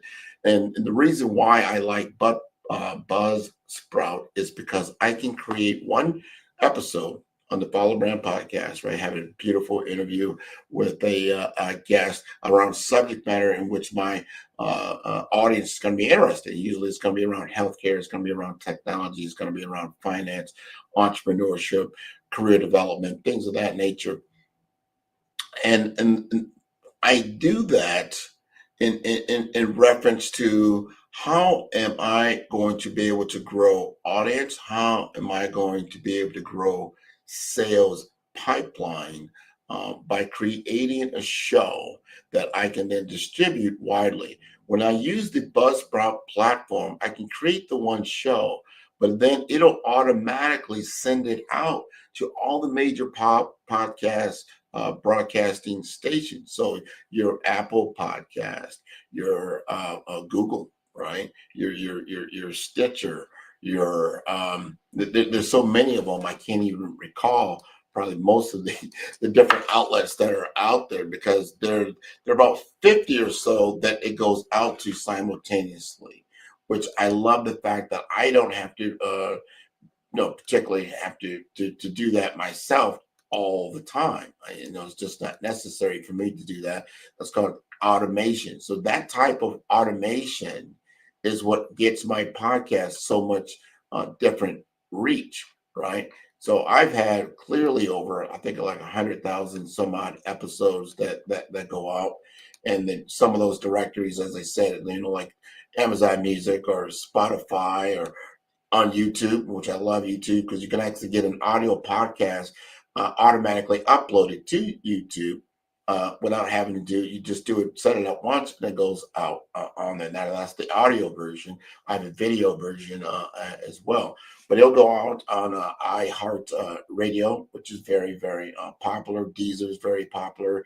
Player FM. So depending on where your audience consumes their podcast information, most likely Follow the Brand is going to be there. And this is how I gained a lot of reach. Obviously, you've then got to have, you've got to have a personality that goes along with the show that you're looking to do. It has to fit you and how you present yourself. Part of what I call the brand identity. How are you going to create this persona of yourself that, again, if your purpose, like in my case, is to create business opportunity, business development. You don't want to just be a sales show. People don't want to be sold to 24 hours a day, but they would like good content. They do like information. They do like intelligence. And they're like, that was interesting. And oh, by the way, this is presented by 5-Star BDM. That is my formula for success, because I have become, and I learned this from another podcaster, and I was telling him, hey, I've developed this show and I want to get sponsors. And he said, why? I said, because, I want to be able to get the show paid for. And he said, you already have a sponsor. And I said, who? He said, you. 5-Star BDM is the sponsor of the show. And you can insert your own commercials.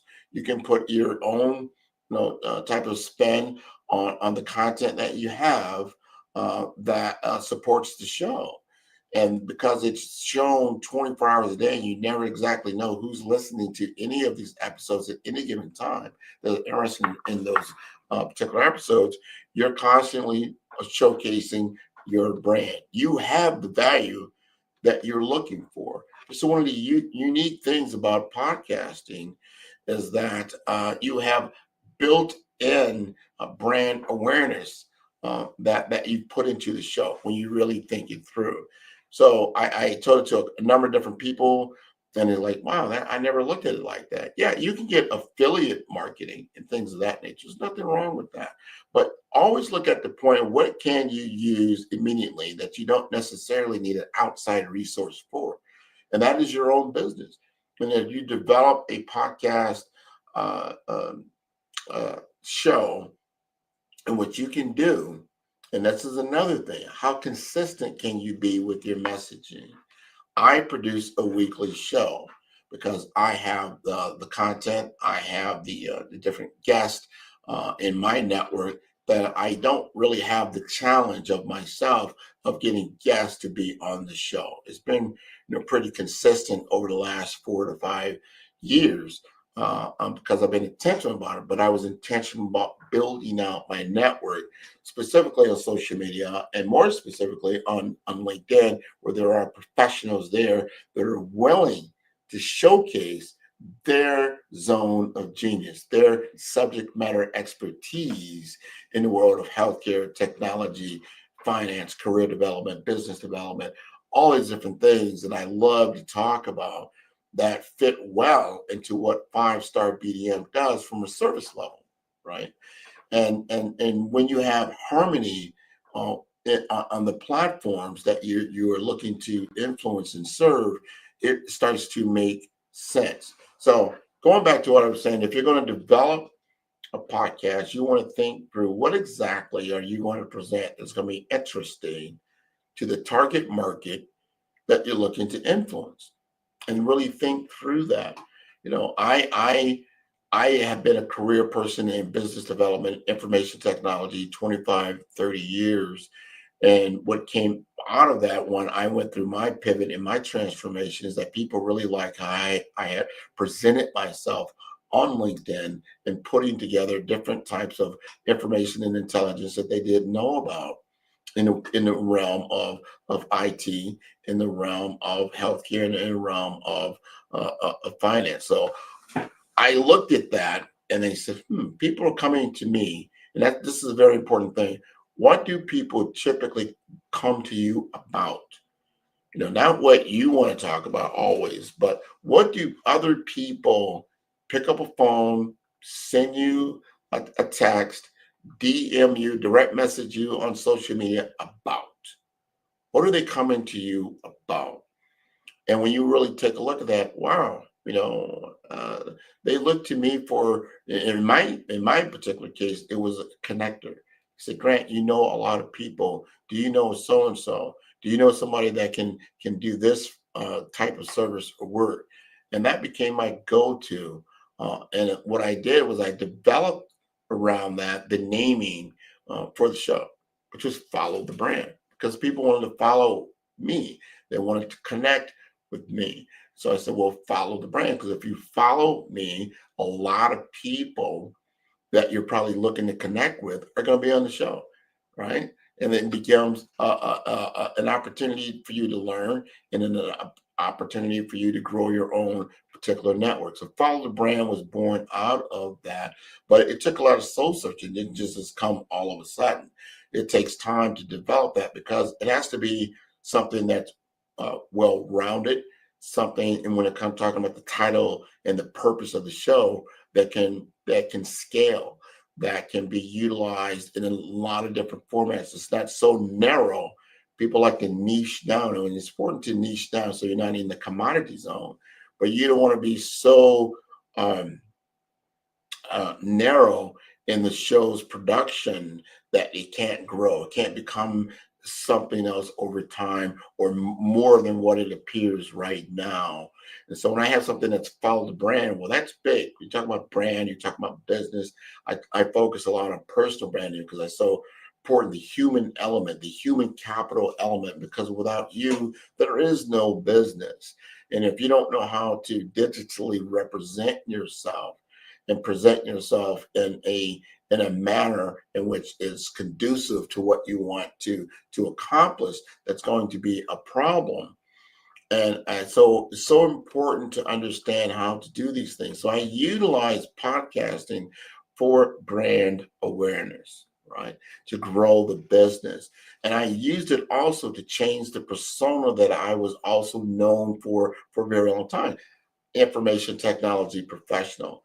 I had to now grow upon that. So I am that, but I'm more than that. I'm into brand development, right?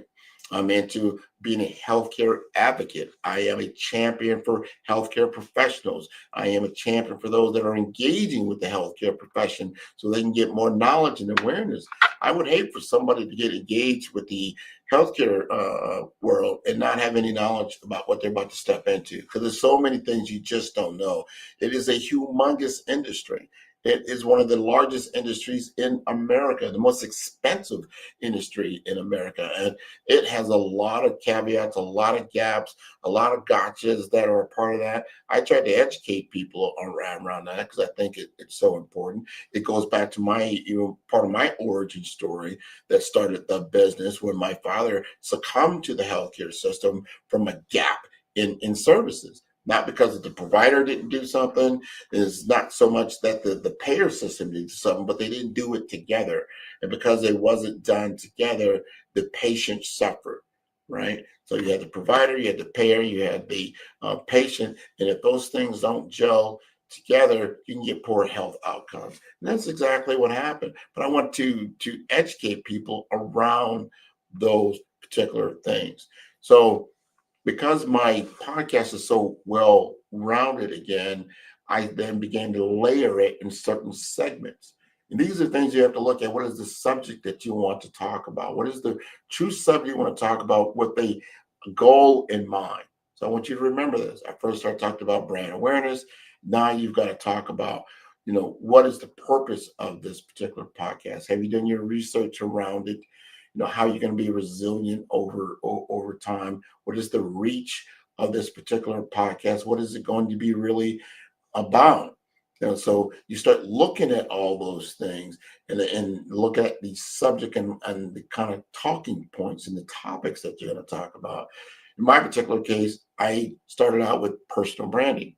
Then I went into season 2 into business development, season 3 into career development, and then season 4 I got into financial empowerment, then technology innovation. And one of the most powerful things I did, these last 2 that I did, because I segmented out into 7 seasons, was around executive presence. And that gave me the influence to bring in a lot of C-suite executives to sit and be on my show. Now take a look at what I just said. Now talk about the 7th, which is brand mastery. But in executive presence, if my target audience, the person that I'm looking to talk to, is a C-level executive in technology and healthcare, and now I've created a platform.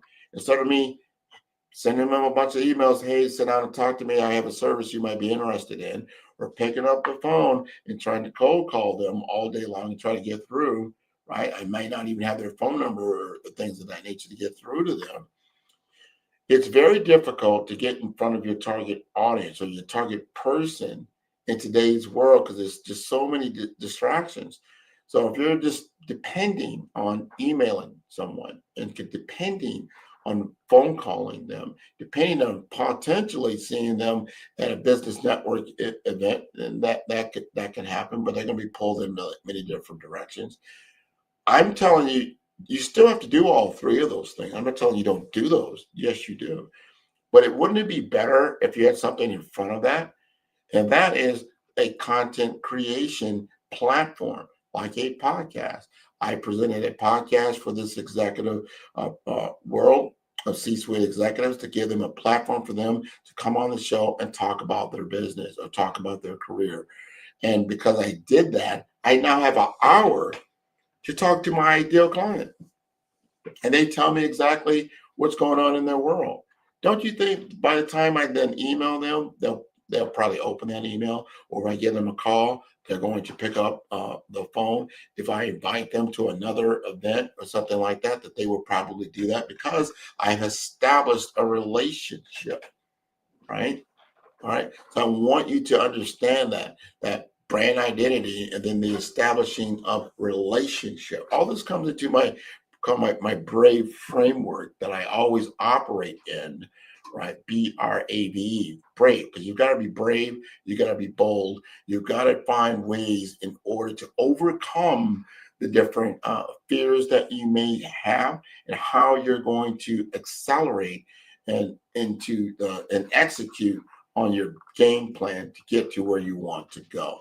So brand awareness, brand identity, boldness, that's that B. You've got to do your research, right? You've got to understand how you're going to get to the reach, and you've got to develop a relationship and a platform in order for them to do that. I created a platform in order for me to get in front of my target audience. And then I got an hour to talk to them and then create opportunities even after that. And remember, that particular piece of content lives on indefinitely, right? And I've had this actually happen to me, and I couldn't, it really, it made me understand the power that you can have when you develop a platform for others to begin to tell their story. And I was at an event, and it was just like a dinner event and a networking event. And we got to talking, and I got to tell people like who I was and what I did and why I do it. And then afterward, a gentleman came up to me and said, "Grant, I want to thank you." I said, "Why are you with that?" "I want to thank you for doing the interview you did with the CEO of Chinman because you did that interview. This is a pretty large ambulatory family physician clinic here in South Florida that's actually nationwide now. The CEO came on and we had a great conversation, and he learned a lot about the organization. He learned a lot about the origin story of the CEO. He learned a lot about what was important to that particular CEO and what was important to the organization, something you can never get out of solely looking at a website or reading through their information. He got real-time information and what was passionate about the CEO. And because he did that, he interviewed for a position there with the company and he got the job. And he thanked me for that, because he said the information that I got out of your podcast and understanding what was valuable to the CEO, I was able to then study that information and present myself in a different light. And then I got myself above the competition. It gave me the edge, right? Gave me the edge. And I've interviewed a number of different people, number of different healthcare executives, technology executives, and so forth, that you can get real-time insight on how they think and where they're at, not just in the moment, but through a lifetime, the life cycle of that particular individual and what they feel is important.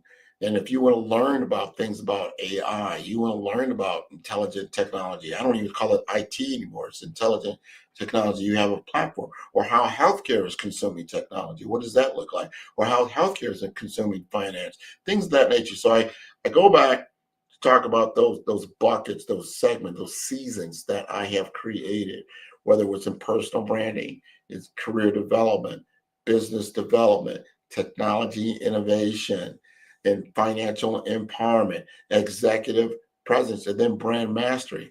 And I talk about brand mastery because I love when I came out with this particular season.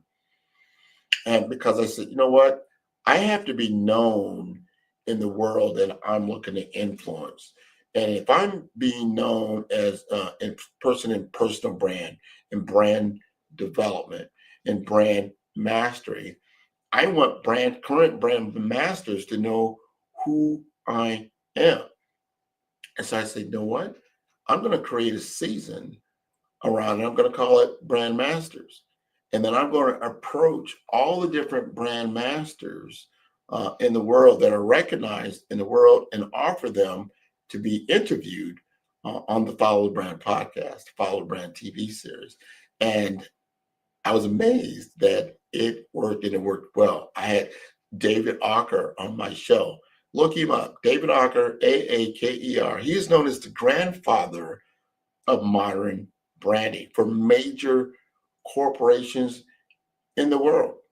And he came on my particular show and we talked very good. And I gave him a unique interview. And he really liked it because I focused on the personal brand. A lot of people, when they interview him, they focus on his business or his books or his thought process. I was more interested in his own personal story, his origin story, why he does what he does and how he got to where he was. And it was a fantastic interview. I can call him even today. Matter of fact, he endorsed the new book that I'm going to be coming out with in the next month or so called First Light. And you're one of the first to hear about this, but it will be coming out. And he endorsed the book. Also, David Breyer, Brier. David Breyer is very well known in the branding world, especially for small and mid-sized businesses. He's a no-nonsense brand guy. And he came on my show and he said, Grant, you have combined pure hustle with pure genius, and I love what you're doing. And he came on my show. It was fantastic. I had about, 20 or 30 other people come onto the show. And because of that, now I speak specifically to one other, that is Brenda Bentz. Brenda Bentz is ranked as #1 in executive branding in the world, year over year. And she came onto my show, and I made a connection with her because she is from near one of the my hometown in Omaha, Nebraska. She's actually out of the Lincoln, Nebraska, and she went to Westland College. We got chance conversation. She came on the show, gave me a great interview, or I interviewed her. She did a great interview. And just recently, she also wrote the foreword for my new book that's coming out. That's called Brand Awareness. That gives you credibility. Credibility is king. And these individuals were all ranked in the top 30 in the world in branding. I was an unknown. And because I did the Brand Master series, I last year was ranked I think I was in the top 25 in the world for branding. And I did that, meaning I was the spearhead because of my process and the formula and utilizing the BRAVE framework, got in front of the right people who then knew me, who then liked me, who trusted me. And then when it came to being nominated on a worldwide platform like that, I had so much content and I had so much, people saying great things about me, and they could view the content. It wasn't just hearsay. They can see exactly how this person operates. And so, wow, this person is very, very influential. I like this, and I like who he is, and I'm going to put him on this ranking. I'm also ranked in Thinkers 360. This is another worldwide platform. They have about 100 million or so subscribers, and I've been ranked in podcasting. I've been ranked in personal branding, and I've been ranked in artificial intelligence and in AI and thought leadership. Because I got involved with these associations, I got involved with these particular thought leaders, and then I got recognized by these particular thought leaders. You saw, if you were following us even 1 hour before, that I was been, with the MIA Legacy magazine. Right behind me, you'll see that this was just awarded me in 2025 by Dexter Brisbane and his organization. And I am very, very grateful for these types of things. These things are done because I position myself in a way that I can gain that type of recognition, that kind of public relations, the PR word, organically. And that's very, very important, because even though you get in front of somebody, you got to be able to perform. You've got to be who you are. You got to be authentic.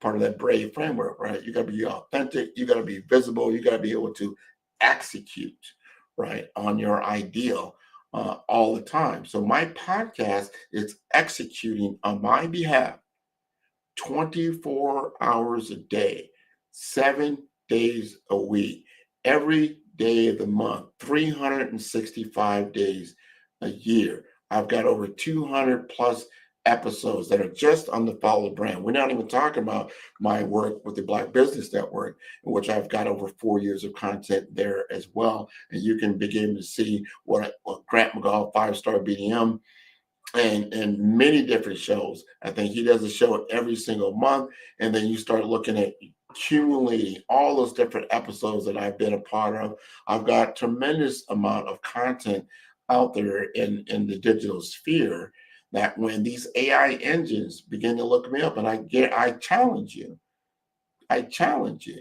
go to Google, type in Grant McGaugh. You see my name spelled right below. Just type in Grant McGaugh. I know exactly what's going to come up.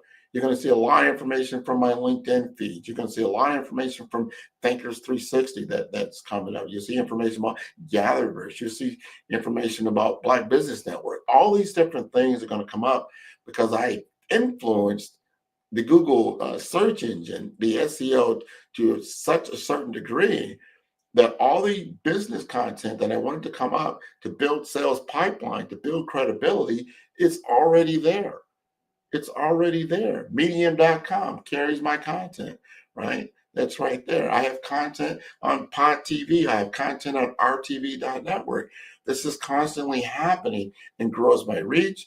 It grows my my visibility, but most importantly, it grows the value that I bring to the audience. Because I believe I'm bringing the type of intelligence and information you need to succeed. That you can take this free content and then learn from it. And then when you're ready to engage with me, you're ready to engage for a paid engagement. Like if I got this much out of the free content, I'm going to get a tremendous amount from the paid content. You're going to be seeing, I'm going to be coming up with some AI workshops that are going to be, 6 to 8 week accelerator programs. So you understand how to utilize these different types of tool sets. It's so important. You're going to see my new book coming out that I showcase the Brave framework in a fictional type format, in which you're going to first to be delighted, but it's going to be able to educate you in such a way that you'll get a lot of good information and you're ready to engage with 5-Star BDM for your own journey.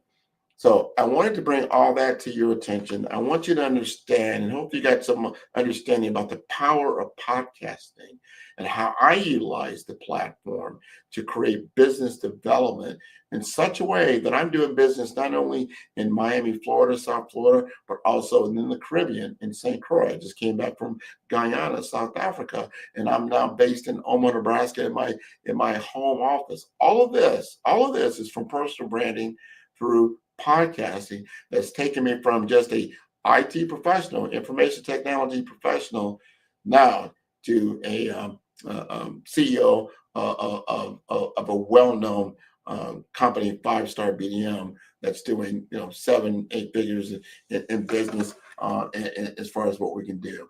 So with all that said, I want to remind everybody the Black Business Expo's mission is to raise funds for high school seniors going to college or K-12 entrepreneurs. This expo is a fundraiser for students. You may go to www.blackbusinessexpousa.com to donate to the scholarship fund or use the Cash App. It's on the screen below. That's $BBXUSA. Our goal is to give laptops and up to $5,000 to 10 students. Students, you can register online at blackbusinessexpousa.com. Every dollar counts, so we want to remind you to donate to the scholarship fund And we'd like to thank our Black Business Expo USA sponsors for July 2025. They include MC100, Moody Capital Partners, Suede Soul, 5-Star BDM, Lotus for Shade Coaching and Training, Carolina, Virginia Minority Supplier Development Council, Staff Management, Hello LLC, BHS and Associates, Margie McLean Foundation Incorporated, Genius is Common, Earth Essentials, Milani Shining Global, Executive Women's Success Institute, The Quality Coaching Company, Superwoman Business Services, Creative Force Studios, Lee Entertainment, Artistic App Design, Black Business Expo USA, Genius is Common, and I will see you on the other side.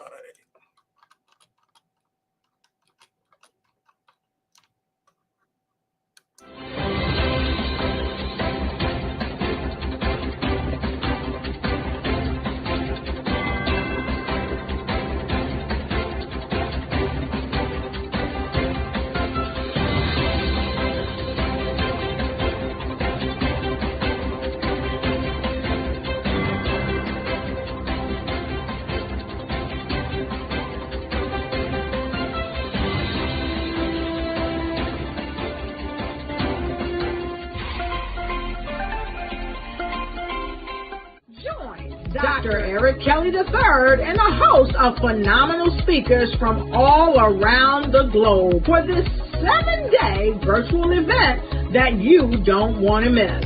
The mission of the Black Business Expo is to raise scholarship money from kids all the way from high school all the way from college. The Black Business Olympics is one of the largest Black business showcases in the world. It is an opportunity for businesses and companies to showcase their businesses globally. We are going to be giving away laptops up to $5,000 away to students.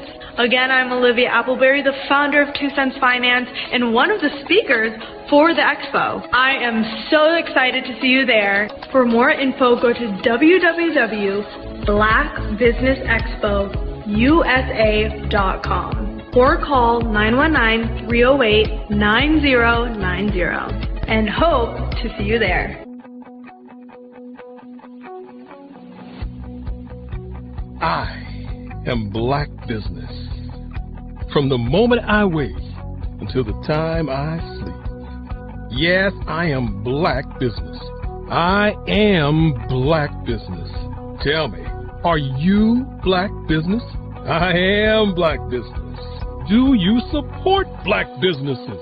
Listen, I support Black business because I am Black Business. Black Business Expo, one of the largest business showcases in the history of Black business in the world. The world! Sign up today at www.blackbusinessexpousa.com or call 919-308-9090. I am Black Business. I am Black Business. From the moment I wake until the time I sleep, I am Black Business. I am Black Business. Are you Black Business? I am Black Business. Do you support Black businesses? I support Black business because I am Black business. Black Business Expo, one of the largest business showcases in the history of Black America in North Carolina. Join Dr. Eric Kelly III and a host of phenomenal speakers from all around the globe for this 7-day virtual event that you don't want to miss. The mission of the Black Business Expo is to raise scholarship money from kids all the way from high school all the way from college. The Black Business Olympics is one of the largest Black business showcases in the world. It is an opportunity for businesses and companies to showcase their businesses globally. We are going to be giving away laptops up to $5,000 away to students. Again, I'm Olivia Appleberry, the founder of 2 Cents Finance and one of the speakers for the expo. I am so excited to see you there. For more info, go to www.blackbusinessexpousa.com USA.com or call 919-308-9090 and hope to see you there. I am Black Business. From the moment I wake until the time I sleep. Yes, I am Black Business. I am Black Business. Tell me, are you Black Business? Black Business Expo, one of the largest business showcases in the history of Black business in the world.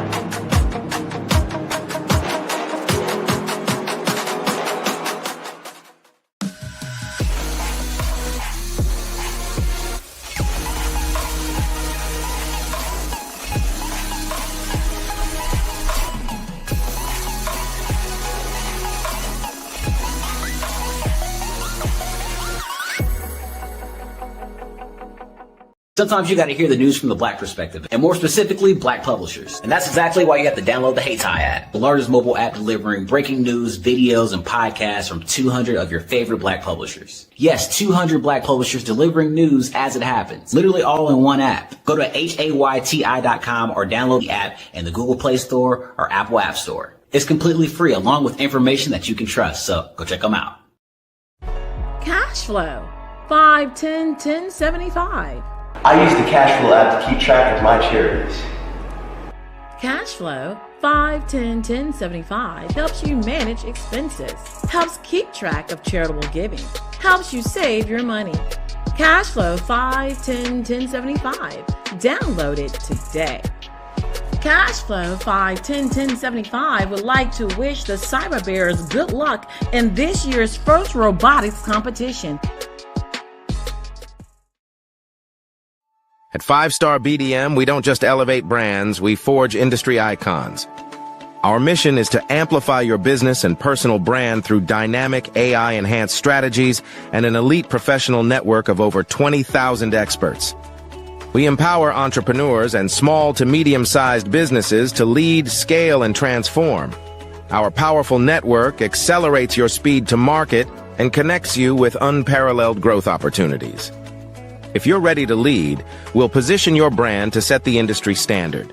Explore our comprehensive services designed to build your brand, drive growth, and innovate your business.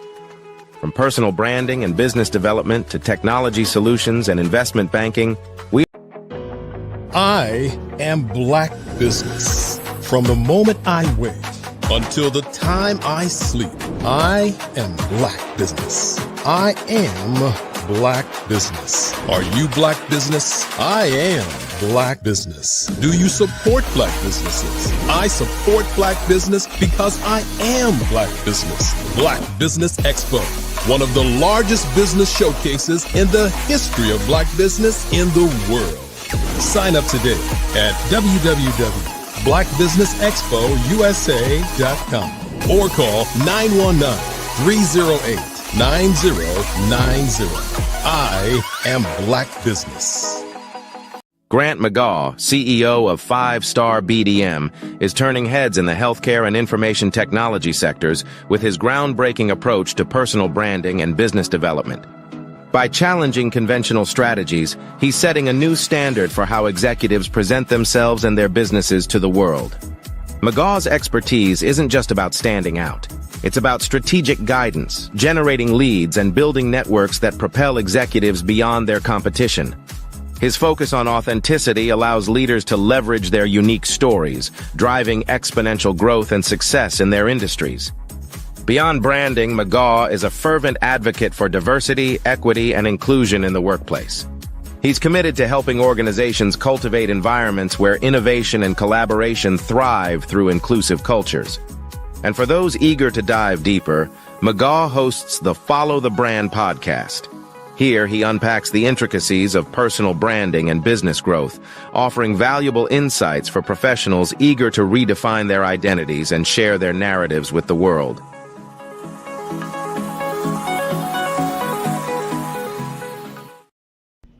Why do I do what I do? You know, my life coach asked me that a few years ago. And she said, Tony, what's your why? And I told her, and she said, girl, you've already accomplished that. Perhaps you need a new why. Hi, Tony Harris, Amy Hoydu with Say It Said Marketing, one of your students. And just wanted to say thank you, Tony Harris, for spending so much time with me and giving me that boost in my business that I so drastically needed.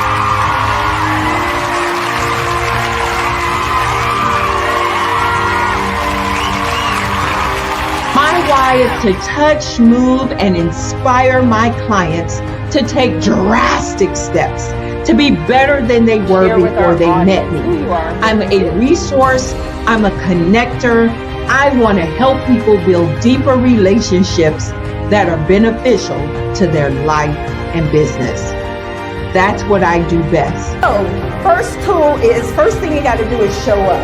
And speaking is a way to magnetically attract your ideal client to you. How many of you use social media that way?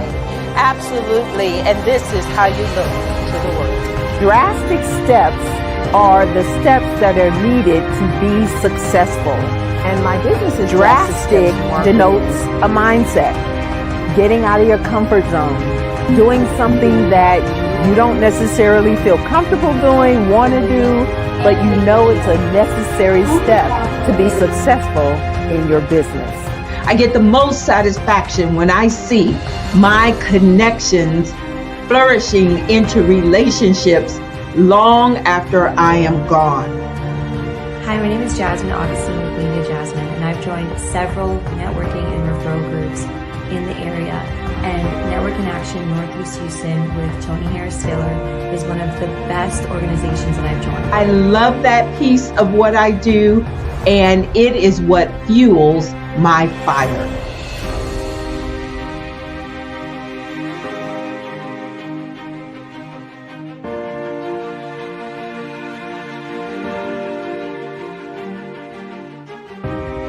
My name is Tony Harris Taylor, saying take a drastic step today for a fantastic tomorrow.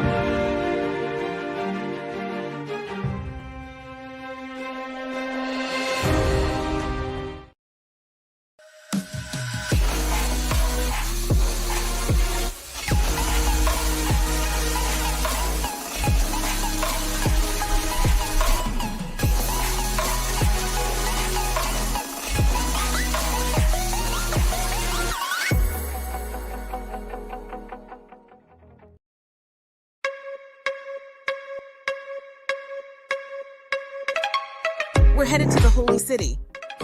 The Carolinas Virginia Minority Supplier Development Council is proud to announce that the 2025 Business Opportunity Conference will be held in Charleston, South Carolina. With support from our 2025 title sponsor, Sunoco, the event will once again feature the Scholarship Swing Golf Tournament curated by West Carey Group and Styra, and host the welcome reception at the International African American Museum. Tickets are on sale now. We look forward to seeing you in Charleston August 3rd through the 5th for the Business Opportunity Conference. Are you searching for a website that truly reflects your mission and vision? The 5-star BDM website services portfolio, led by Grant McGaw, transforms ideas into impactful digital platforms for personal brands, nonprofits, and small businesses. Each project in our portfolio tells a unique story. From JADICC, a infection control expert organization with professional polish, to Ekaba World Community, a dynamic hub for events and memberships, and Pink Lotus Project, empowering women with donation and program features, every site is crafted using our Brave branding framework and mobile-first development. Our portfolio is more than a gallery. It highlights project context, purpose, and measurable outcomes. We demonstrate brand consistency, strategic user experience, and deliver results that build trust and drive engagement. A world-class portfolio proves capability, sets you apart from competitors, and positions you as an authority. It is your most trusted sales tool and reputation asset.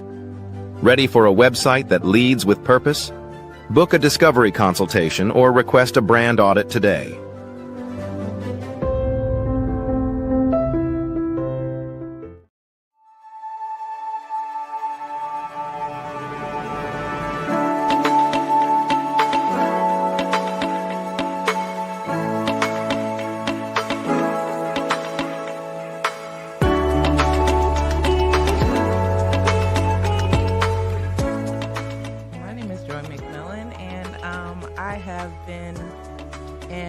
Infection control and nursing for over 30 years. It is truly my passion. I love being able to see people who are in need go into a facility and get quality care, have quality outcomes, and don't leave with anything they didn't come in with.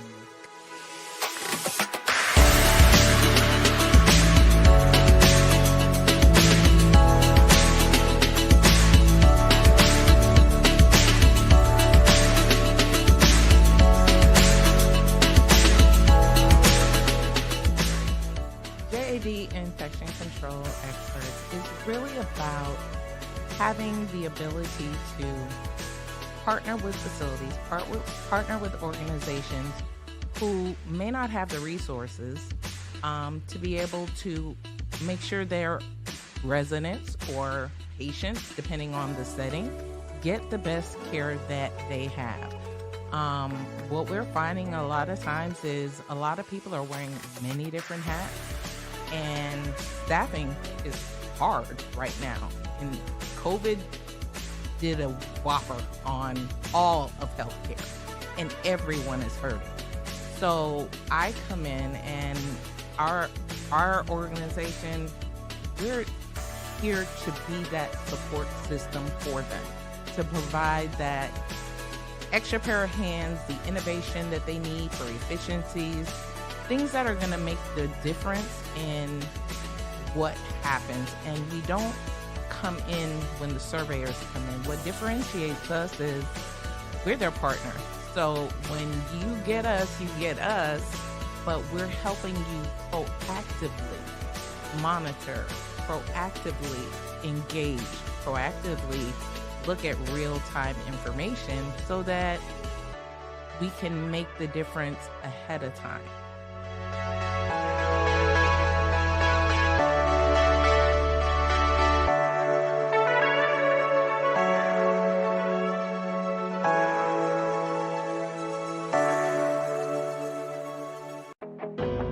I am Black Business. From the moment I wake until the time I sleep, I am Black Business. I am Black Business. Are you Black Business? I am Black Business. Do you support Black businesses? I support Black business because I am Black Business. Black Business Expo, one of the largest business showcases in the history of Black business in the world.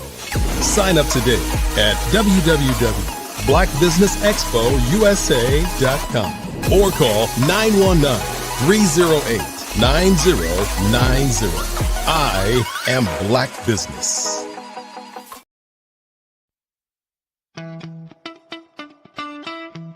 How many times have you been asked to help someone you didn't even know? A student, a business entrepreneur?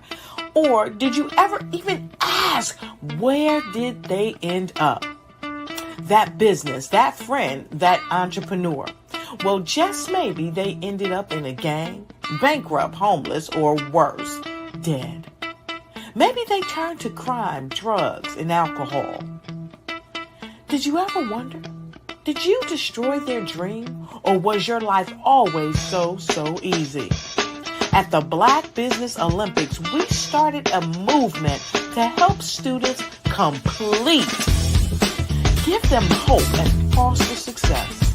Help them to leave their dreams of providing laptops, computers, and up to $5,000 in scholarship funds. Today, we ask you to help a student, a business owner, or an entrepreneur to realize their dreams by sponsoring them. So buying from them. Consider this. With $1.6 trillion in our Black community, we only ask for a small donation for our students, our businesses, and our entrepreneurs. And you can change a life today. So I ask you, what are you going to do? Sit on the sideline and watch our students in high school be losers, miss out on their dreams from lack of resources? Or are you going to donate to the movement and change their future and yours as well? Give us a call today at 919-308-9090. Change their life by investing with action to the Black Business Olympic Fund. The Black Business Olympics, one of the largest business showcases of Black business in the history of the world.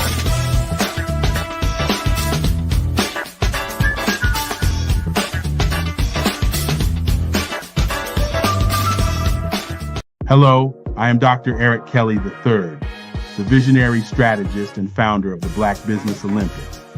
I invite you to showcase your Black-owned businesses on the Black Business Network global stage. The Black Business Olympics is a global Black Business Network platform that propels Black-owned businesses into the international spotlight. By showcasing your business on the Black Business Olympics platform, you can reach a worldwide audience of potential customers, partners, and investors.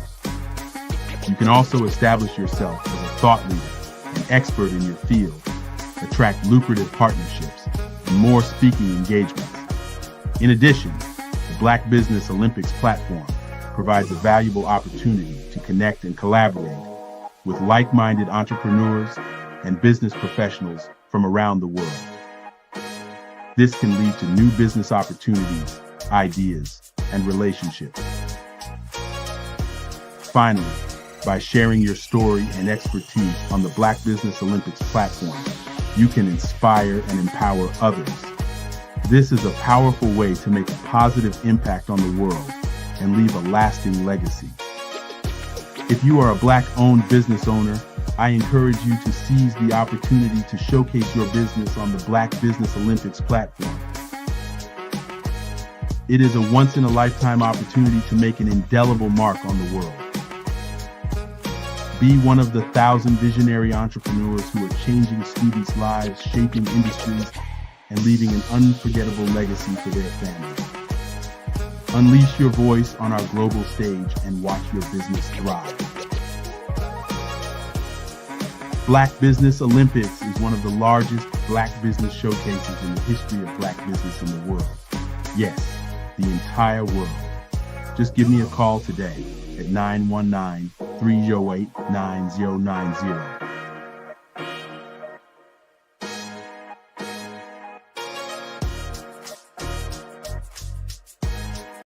Follow the Brand TV broadcast host, Grant McGaw, as he visits with top executives and entrepreneurs to find out their secrets of success with their personal brand. Follow the Brand TV broadcast host as he focuses on brand development to build better relationships, bring value to your business, relationships, and career. You will enjoy listening to each episode that is tailored to speak to you directly. If you're looking for this type of clarity in terms of building your brand, you have tuned into the right station. Each episode will help you to shape a conversation in the 5-star BDM network of 20,000 professionals and become a springboard for your corporate engagement and business opportunities. Each guest will frame their story in the areas of personal branding, business development, career development, financial empowerment, and technology innovation. Grant McGaw explains why he is the CEO and owner of his own professional career.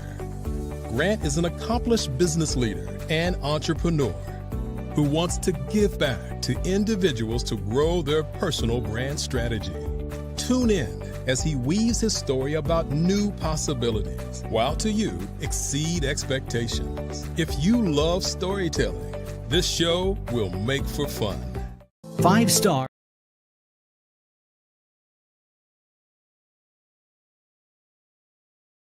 5-Star BDM, Brand Development Masters, is a professional consulting and advisory group keenly focused on business development services for the small to mid-sized business and entrepreneurs.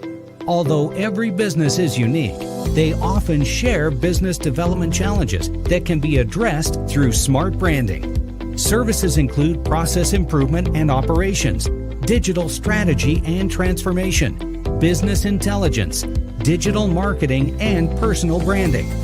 Our business and personal branding company has helped a number of professionals and organizations to optimize and grow. This results in more business, more opportunities, better reach, positive outcomes. Visit www.5starbdm.com today to learn more. I am from Washington, D.C., but I was raised in Durham, North Carolina. I came to Durham when I was about 5 or 6, and then I traveled back and forth to D.C. because it's where my people are from. One of the unique things about my family is my mother, she's also an artist. She does quilting, and she does a lot of artistic things. And then my son, he draws with both hands, his right hand and his left hand like I do. So that's kind of a family trait. And then my other son, he's a videographer, and my daughter, she works, she's a regional vice president for Sunglass Lab. When you start out drawing and sketching, you want to continue to explore, each avenue. I do pastels, I do pen and ink, I do painting, I do acrylics. I haven't done oils yet, but I try to do all facets of art. What I say to a lot of times to people is, you can't put yourself in a box when you're an artist. You have to explore. And over the course of my life, I've tried to explore different mediums. I also do sculpture as well.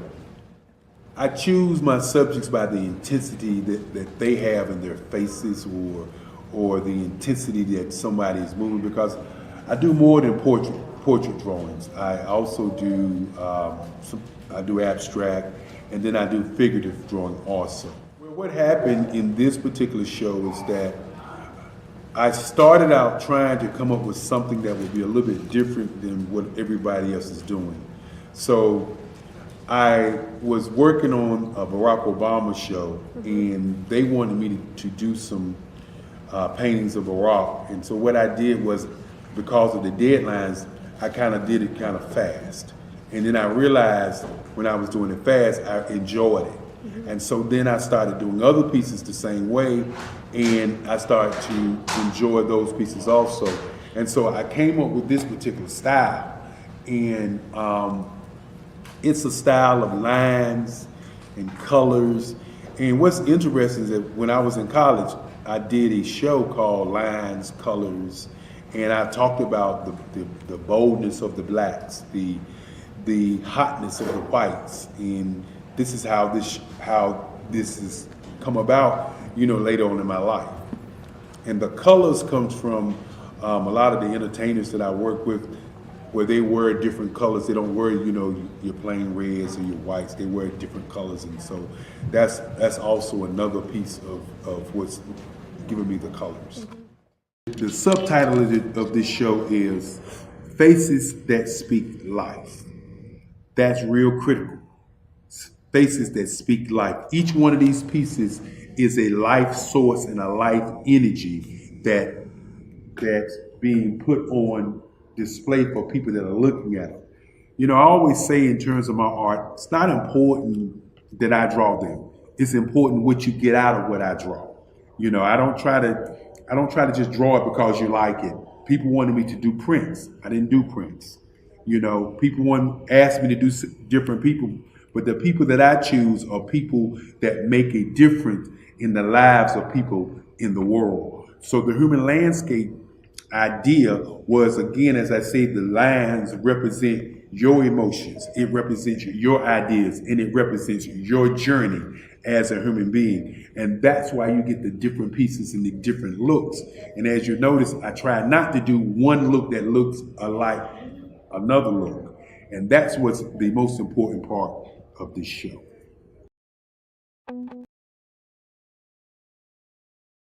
I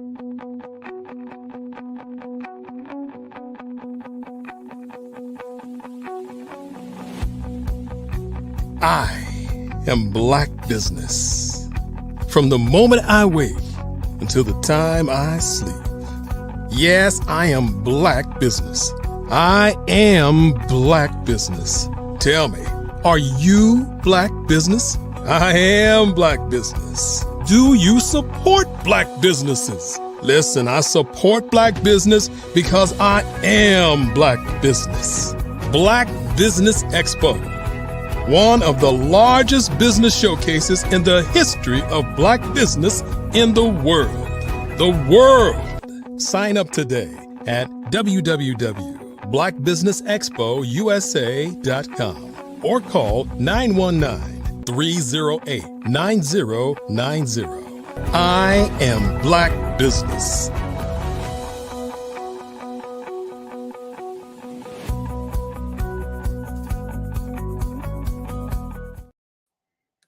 Good day, good day, good day, and welcome to the Black Business Network.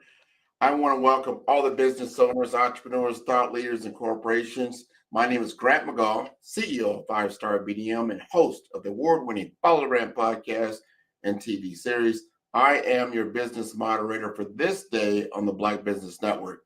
The Black Business Network is a 24-hour business network showcasing Black businesses, business owners, entrepreneurs, and thought leaders worldwide.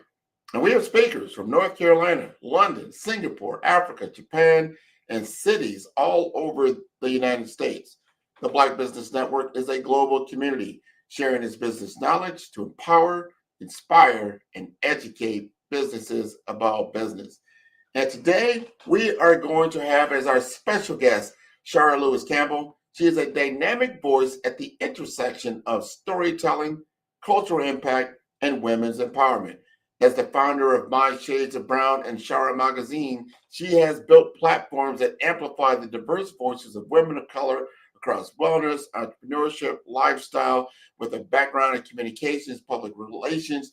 She is a powerhouse. She has her own company called Re-Inc. She is an author, a world-renowned author, and she is helping me to develop my own book as we speak at this point. So I would like to bring her to the stage at this point in time, all the way from London, England, Miss Shara Lewis Campbell. How are you? Oh, I'm very well. Thank you for having me, Grant. Thank you for being here.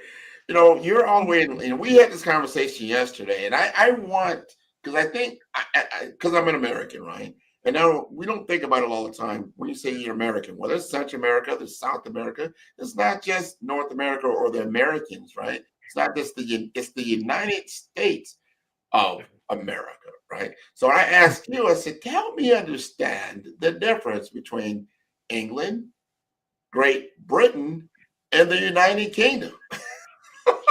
Can you help me understand that for the American audience? Yeah, well, I will certainly do my best. Not that I remember much of it these days.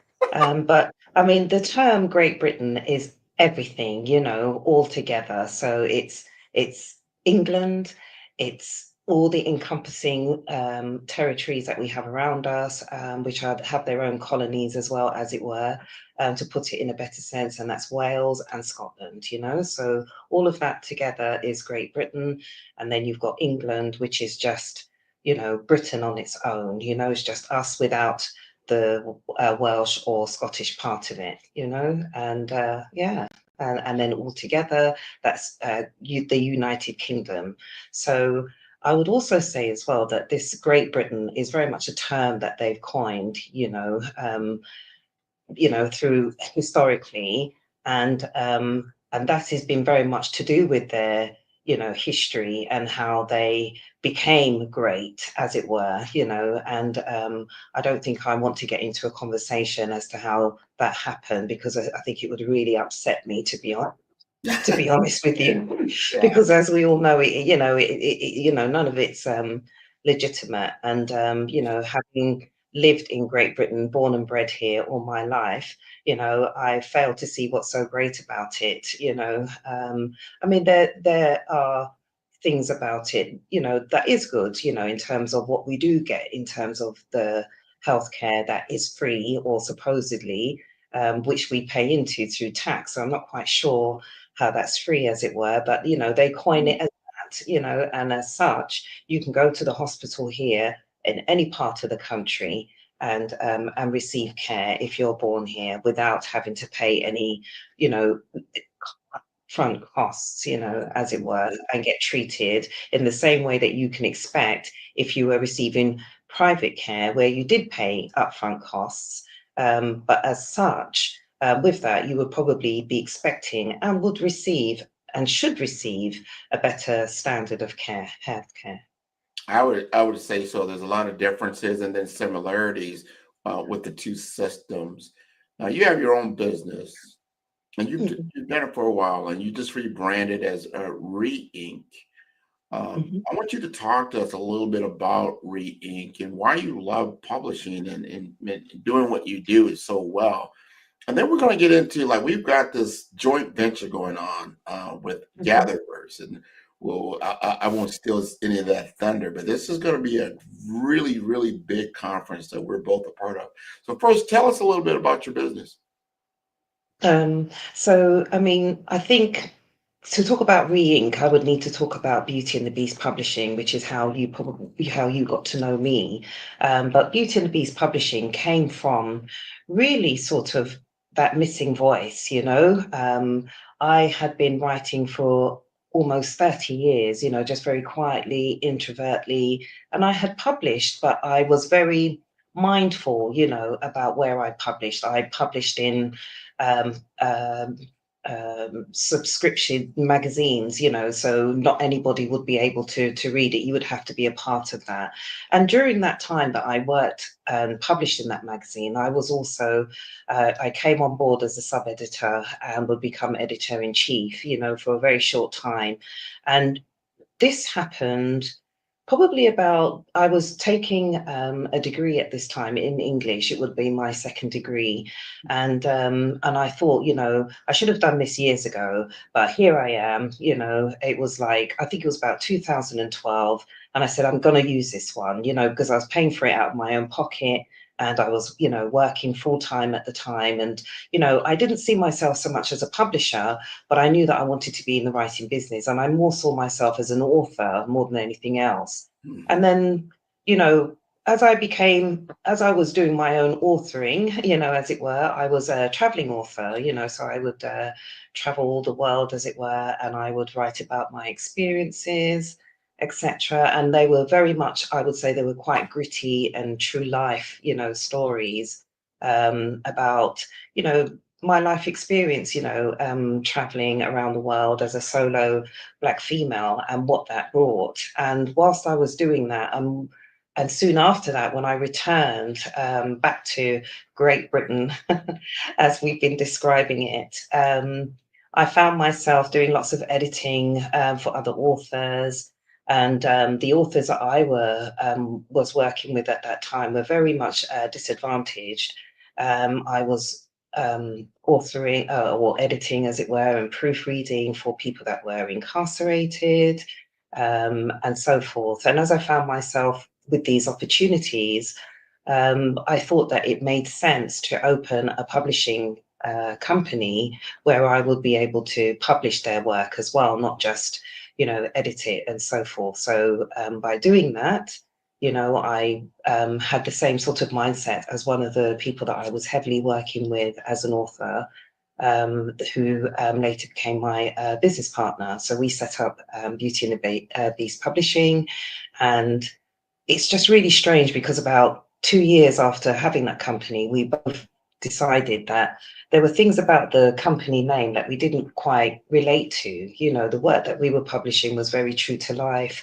It was about impoverishment, people being disadvantaged, domestic violence, you name it. And as such, we felt that the name Beauty and the Beast Publishing, whilst it had brought us all this fortune and this recognition within the industry and afforded us lots of opportunities, we really didn't identify with the name anymore. And we just felt we felt very strongly about it being very gimmicky, and that's not what we wanted for our audience, our writing community. So we thought long and hard about the name. It took us almost 4 years for us to actually go through with it. So here we are today as Re-Ink Publications, and we will never change it.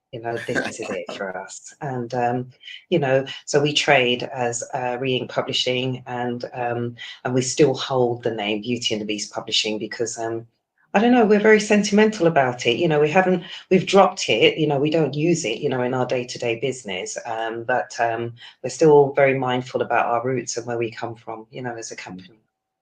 Yeah, no, I read that's just exactly how I remember it. Beauty and the Beast, love some of the different content that you put out there. Re-Ink, man, I'm telling you, it's more black and white, right? It's just Yes. like this is it. And so we are working on a collaboration. First of all, Char is publishing my new book that will be coming out here in the next month or so called First Light. And we said, hey, we have another mutual friend who's been on this platform as well, Christopher Lafayette. And we said, you know what? Why don't we put together a book conference? Because reading is still fundamental, right? I remember that commercial here in the United States. Reading is fundamental. And even though, and this is interesting, I've noticed this myself. When I produce articles, especially our newsletters on LinkedIn, people read these things. It's not just all, video and audio anymore. People still take the time to actually read. And I learned something from you some time ago. It's like, it's something about getting a good book and having a nice binder and just flipping through pages that are just different from just video content or audio content. And each of these are good. It's not bad or other. It's just a different format. And I still remember when someone even told me there's a lot of good movies. Like everybody remembers the movie Jaws, right? It's about a shark that attacks people. And it was a great movie. But you know what? It was a better book. If you read the whole book, the book had nuances in it that you just didn't know that was in the story. Like, I didn't know that background and that backstory and this and that. It was just more to it. So a book can be very, very influential, creative, visual. I really love it. So first, I would like for you to talk a little bit about what your experience so far with my particular publication that's coming out in First Light, and then about Gatherverse, in which we're going to showcase our work before the world. Yes. To me, what I love about First Light is I see it as a new age book. It's very contemporary, the feel. What I like is that it gives the message and also tells a story as well at the same time. So the two elements very much support themselves, and you can see how it interlinks. The great thing about First Light is that it's also a reference book as well. So, you're not just going to read it and put it to one side. There's going to be things that resonate with you. There's going to be parts of the book that you're going to need to go back to, to re-reference things that you've read before, that you've highlighted, that will really ring true to you in terms of leadership and where you are in this brave path, and where you need to be, if you want to stand out as a great leader. So I think that the book within itself really sort of will resonate with audiences, far and wide, because of those elements. I also think what's really great about First Light is that whilst you're reading it, you realize that there is a thirst for more. You want to learn more about the person behind, the storytelling, learn more about the author. And thankfully, you've written that second book, which allows us to do that. And that book also further supports the first book. And there's very few books I find these days that actually work within that kind of sequence. And that's why I think it's just a fundamental book that needs to be on the shelves, and that people need to really invest and get this knowledge. I'm not sure if we've lost you there, Grant, but I'm here. No, I'm here. I'm Speaking here. about I'm your here. book. I'm here. Thank you for that, that overview of First Light, the brave path to leadership. And and everything that I intended, for the book to be, you kind of highlighted. So it's not. It's a great story, and so you listen to it. It's some intrigue in it, right? A lot of intrigue, a lot of great characters that are there. But at the same time, it's teaching you something. It's teaching you about leadership and career development and what's necessary and what's needed. And to your point, you can go back to it as a workbook, more or less. Yeah. Oh, okay. All right. I understand. And we've got it. Oh man, I was just talking to Dr. Kelly about the fact that the people that have already endorsed the book, that have written forward for the book. I talked about brand mastery before. And because of your process, and I want to let people know your process at REIG is what is taking, the raw material and then bringing it out into I'm going to call it's flowering into something great. And I want to do this because I want everyone here to really get curious about the book, and then get a sneak peek, so to speak. And we'll be able to do that soon, because the wonderful thing about you is, Grant, as well, is that because of your background and your experience, you're full of ideas. When we were speaking about the book, we just talked about the 3 formats, that we can do for you, as an organization. And here you are, you've received this book, yourself, and you're not only promoting that in these meetings that we have together, but even in our wider meetings that we have outside of us, and you've been demonstrating this other author's book.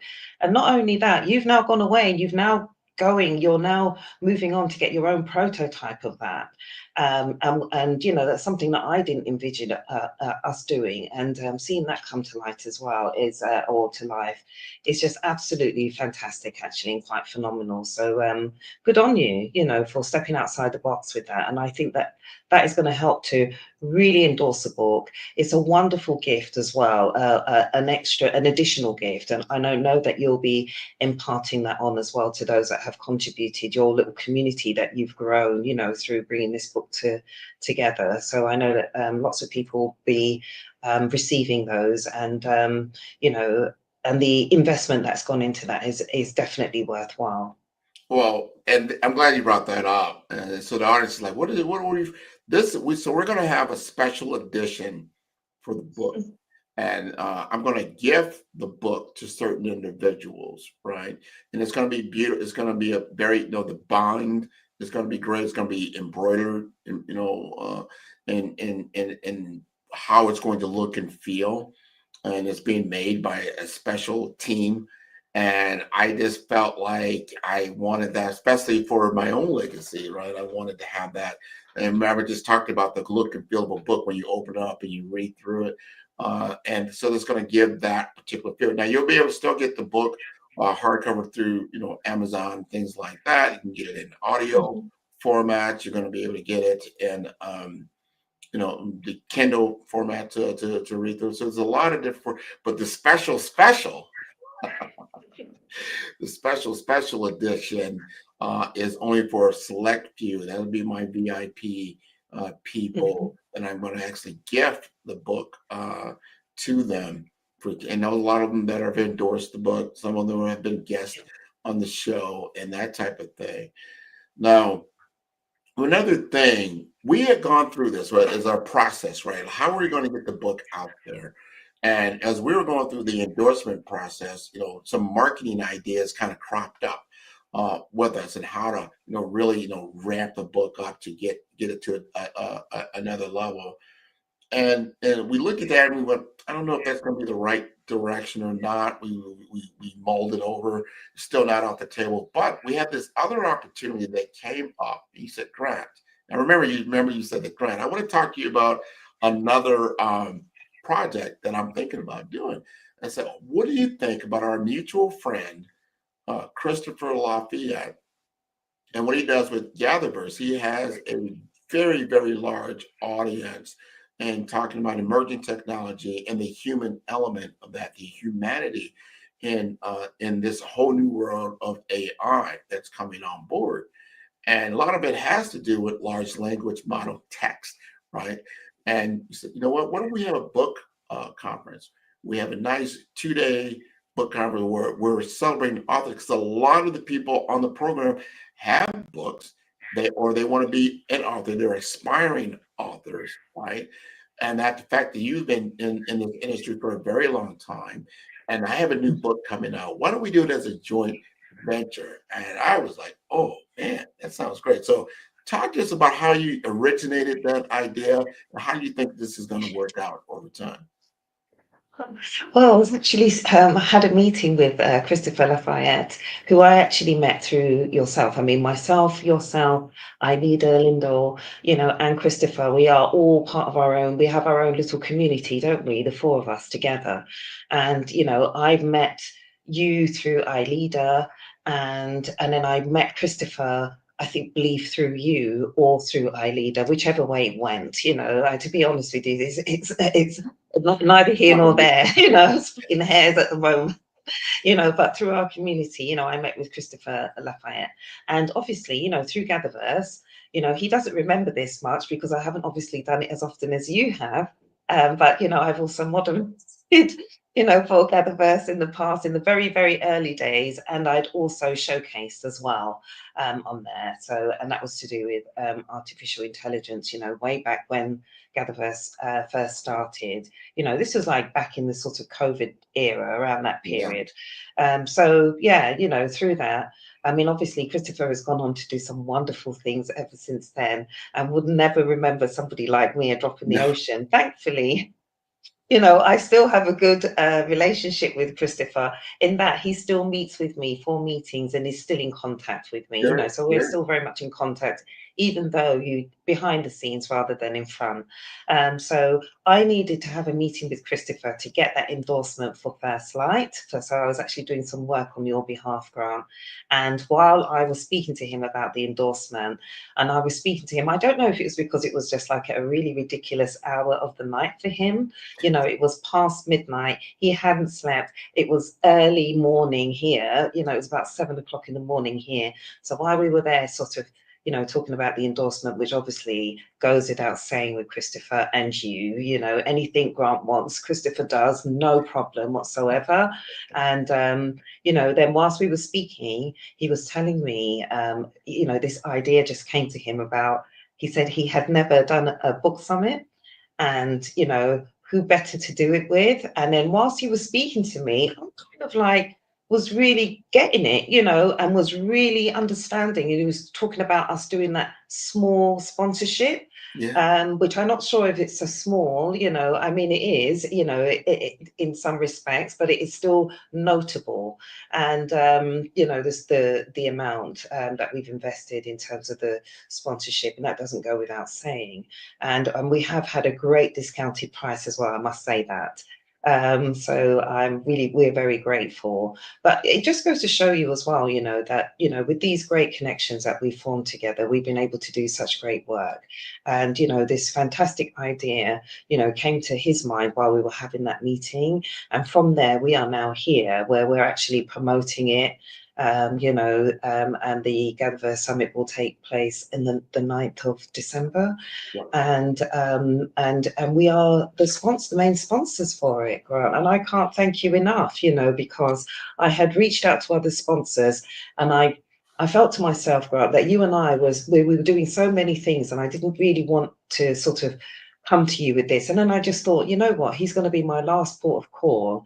And, because I need to do the sponsorship with someone, because we have huge outlays, as you know, Grant, within our business, because you understand how it works behind the scenes. And as a result of that, when you said you were on board, I couldn't believe it. No, I thought to myself it was a no-go, because also as well, you paid out, you have huge outlays as well. Let's not, you've got 3 offices within itself, and that's just enough, you know, to be speaking about, never mind everything else that comes with that. So you know, I get it. And yeah, I mean, it was just a really non-plus. And when you could see the idea as vividly as I could, you know, I thought we probably would have to postpone if you didn't do it. And I know that Christopher wasn't keen on that. So yeah, it's all really worked out, and I'm so pleased, you know, that to be a part of this. Honestly, I really Well, am. it's a natural. It was a natural outcrop, and I try to listen, you know, to what life is telling me. And like I said, we had some other ways because said you've got to get your book out there. If you're going to develop a book, you know, it's okay to, you know, have your friends and family read it, but you probably want a little bit better reach Yeah. than that. And so we had some opportunities, and we like, well, this one was actually, when you look at it in comparison, it was a lot less expensive as far as to do. Yes. But I truly believe the impact will be to the target audience that we're really Fascinating. looking for. Yeah. Right? Definitely will be fascinating, honestly. And I think the opportunities for authors, you know, for this summit is just tremendous. You wouldn't have seen anything like it. And I also thought as well, Grant, you know, when I came to you, that it would be a fantastic. I'd already spoken to you about it before, hadn't I? Yeah. And I said to you, I think it would be a great opportunity to market First Light to that audience before we even spoke about sponsorship, you know, and I wanted the book to be a part of that. And, you know, and you were definitely on board. And I also feel that it will be a great opportunity for the second book as well. And what more could you ask for, you know, with that and the Amazon audience? I think, you know, you definitely are onto a winner. Oh, we were there, you know, and I remember sending you the manuscript. I said, you know, because you had approached me years ago, like a couple of years ago, like, Grant, I think you have a book in you. You should write a book around, you know, your story, the things that you're doing. I think you could do well, and I will show you how to do that. And I wasn't ready. I said, nah, I didn't have the passion to doing that. But then last year it started to really snowball because I was starting to pivot, starting to change, like you alluded to. You know, all of a sudden I'm, you know, outside of just South Florida. I'm in the Caribbean, St. Croix. I'm in the Midwest, in Omaha, Nebraska. I say, hey, this is a time to really showcase what's going on, you know, with the company and myself. So First Light was there. And one of the things that I like when I sent you the manuscript, and the thing that you came back with, like, was in the first chapter, and there's a wolf involved, right? There's a wolf. And she said, you know, Grant, that's my animal. You know, I love, you know, wolves, and the way that you portrayed the wolf and the teaching behind it. She said, I was hooked. Yeah, she said, now this is somebody I respected her. She wasn't just, you know, obviously, you know, just because we're friends, just telling me, no, this was a good thing. She said, no, and she was intrigued by you know, what was written, and she said, I think I want to work with you on this project. We're gonna take this to another level because it teaches some good lessons. And I'll just tell people, you know, a little snippet that you overcoming fear, because brave, right? The brave path. What is bravery? Is really the path of overcoming fear, especially in the light of great peril. And most people are in some type of peril, whether it's, you know, in family, whether it's in business, whether it's in health, right? Or finance. There's some kind of peril that we all typically we find ourselves in. And when you have a blueprint, a strategy, a way of facing your particular challenge, your particular, you know, fear that's there, it can be a lot smoother ride. It can get you to the other side because it gives you confidence. Now you have confidence, because if you face your challenges without confidence, it's going to be hard. You know, and instead of taking, and just paraphrasing, it might take you a year to get through the particular challenge. It could take 10 years, or you maybe never really overcome the challenge. It lingers for a long time because you haven't faced it with confidence. and then now it can pass on, and then you're becoming this new reality within yourself, and you have to dig deep. You got to dig deep within yourself to come through these types of things. So I try to bring a face to that challenge, to understand you're not alone. We all have to go through these things, but just like in true life, you are born by yourself and you will pass by yourself. Certain things you have to do as an individual that you've got to then muster the moxie, so to speak, to overcome. And so that's why I feel that the book will have mass appeal, because most people will be able to identify with that. It's not so nuanced and niched in a way that it doesn't, oh, well, that doesn't, reflect my life, or that doesn't really, resonate with me. As I stated, I think most people are going, or you will go through a challenge, whether minor or major. And when you have a way of identifying what that is, and then mustering the strength to meet the challenge, that you can go forward. And that is what First Light is all about. It is a series of challenges. It is a series of challenges based on the fact of a goal that the protagonist has set for themselves. And that's another thing that I think is important. If you haven't done so, you must set a goal for your life, a goal for who you are, because then it pays for the challenges that you're going through, right? Sometimes you're just going through things, but it's not set against a particular goal that you've set. And then it becomes like, well, what is the purpose in this life? Why am I going through this? There's a lot of why me, why this, why that. And you're like, well, what is the purpose for this life that you're living? And can you articulate that? And if you can truly articulate that, then it becomes worth the challenge that you're going to go through. It's going to be worth the blood, sweat, and tears that you may have to put into that, because you're looking to reach a goal. No matter what that goal is, it's got to be worth the stretch, as they say.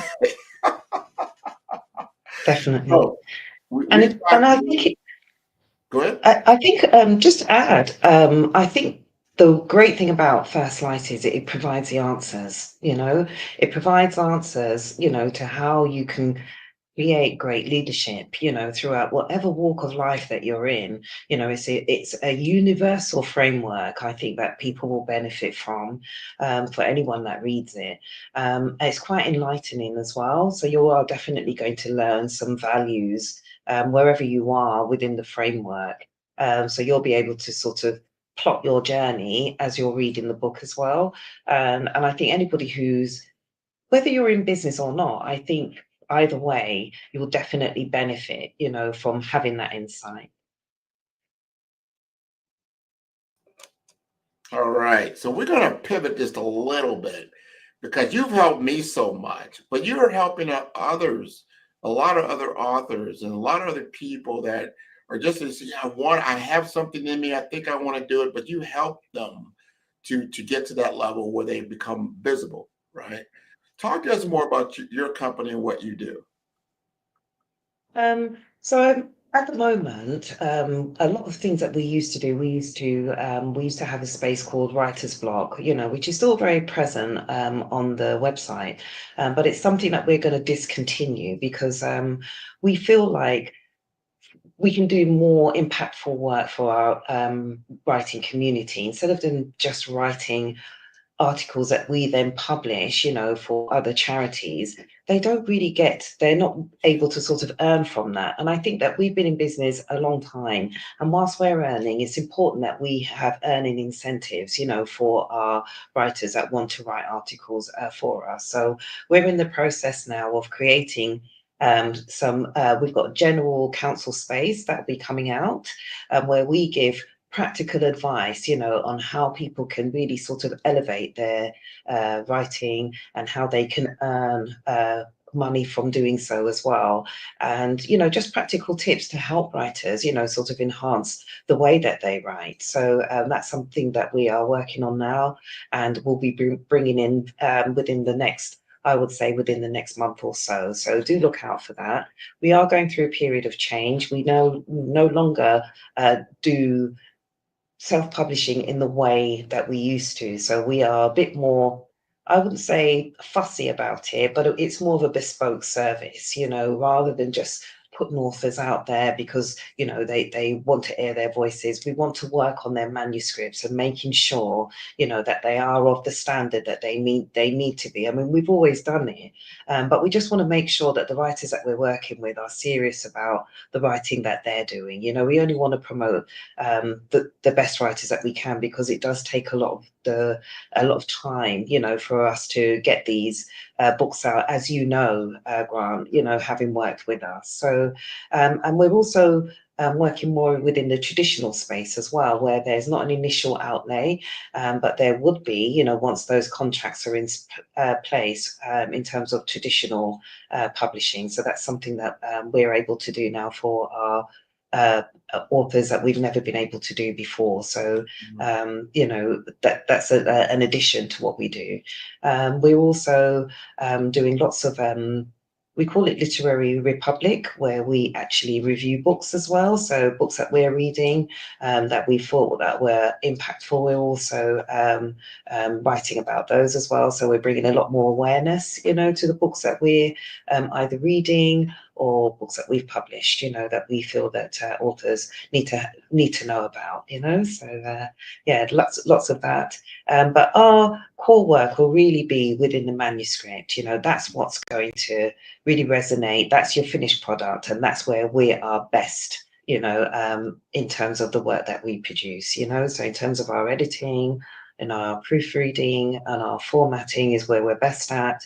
And where we used to do book covers, although we still have the skill, we feel that it's better that we outsource that work. It's not something that we really enjoy doing. If there is, and again, it'll be something that we do on a bespoke basis, because we need to sort of be able to elevate, in what we do. We do so much for the community, but often is the case that we're not being heard now because we're not able to work on our own work as well. So it allows us to really structure the work, the services that we provide, so that we're able to sort of work on our own pieces as well, in our own projects. I got a question for you, because now we're in this AI environment, artificial intelligence, large language models. You can generate content in seconds. How has that changed the proofreading, editing process that you're in? Someone submits to you a manuscript, and you can probably tell them in a few sentences, oh, this is completely AI generated. And I want you to help us understand between AI enhanced and then AI, completely generated, and then the human element, because you probably see all of these different things. What's your view on that? I mean, I get that all the time. I mean, I've even had, just putting AI to one side for a moment, I've had people send me what they feel, what they may have enhanced in terms of their own screenplay, and then tell me that's a book. And I'm telling them this is a screenplay, and that comes just from experience, and they are so shocked that I've been able to sort of decipher the two, and I've sent it back to them, because they don't want me to do the work. They want to do the work on it because it's their book, and I promote that. I mean, it's got to sell a book more so than the author, because it's their work. However, don't ever try to pull the wool over my eyes, when you're presenting a manuscript to me to tell me this is completely your own work, because I think in terms of AI, it's very evident to me when it's AI generated. There is no deep emotion. There's lots of things that the manuscript will be lacking, and it's not even presentable that we can even sell it as a standard. We might be able to get away with it as a synopsis, and they wouldn't even read a whole manuscript, so that would need to be condensed. It's very evident to me when something is AI generated from when it's not. And I just think it just comes with maybe because of the fact that I worked in a period when there wasn't any, AI, or it was limited, but it wasn't used in this way. So, it's really, it's, if we, I think it can be, you have to have respect for it, because there's lots of it that it can do to save time, which will be quite lengthy for me. However, so yes, it can do a proofread and so forth. But it can't do a human proofread, which is very, very different. We're going to pick up on things that it's not going to. It's just going to look for grammar, and we do that too, so it can save time in that area. And again, it depends on what you're looking for. We work with the American standard and the English standard. So, it might be able to pick up some of that. But a lot of the AI stuff comes from America, so it's all of that standard or predominantly. So, there's lots of things that AI cannot do. It cannot evoke emotion, and if you're writing a book that is a novel, you're going to have to be able to portray that. I agree. I think there's you can create certain drafts just to get you, like you said, writer's block, just to get your juices going, give you some ideas. But then you're still going to have to go in with, because the depth of experience through imagination, it's very 3, 4, 5th dimension as far as how you're writing through. So when you're reading a book, going back to what I said earlier, like watching, I'm saying, the movie Jaws on the screen, it's going to evoke a certain experience, a certain emotion. But reading it, I felt like it was even deeper, had way more depth to it. And that takes an author to be able to create color and sound and all these other things that is really a reflection of the human experience, the human imagination. And to your point, remember, AI is not it's analytical. It's a computational model, right? So understanding what it is and where it comes from, it's very statistical in what it does.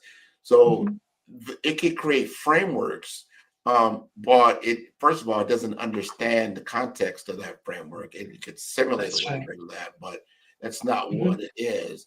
And so that human communication is still very important. So I'm glad you brought that up, because you can get some original or help you to at least create something, but then you're going to have to go in and then really put the depth of what it is that you're doing, walking through the whole book.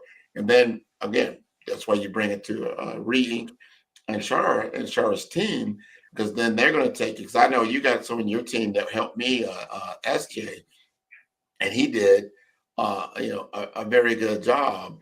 And then and still reads exactly how I wrote it, but then he's added those nuances and those things. And like, yes, you're bringing the depth out. And then I always ask him, so what did you get out of this whole book? And he was like, wow, everybody likes certain sections. He liked the technology section, right? He does. And the algorithms and all this kind of stuff. He was really big into that.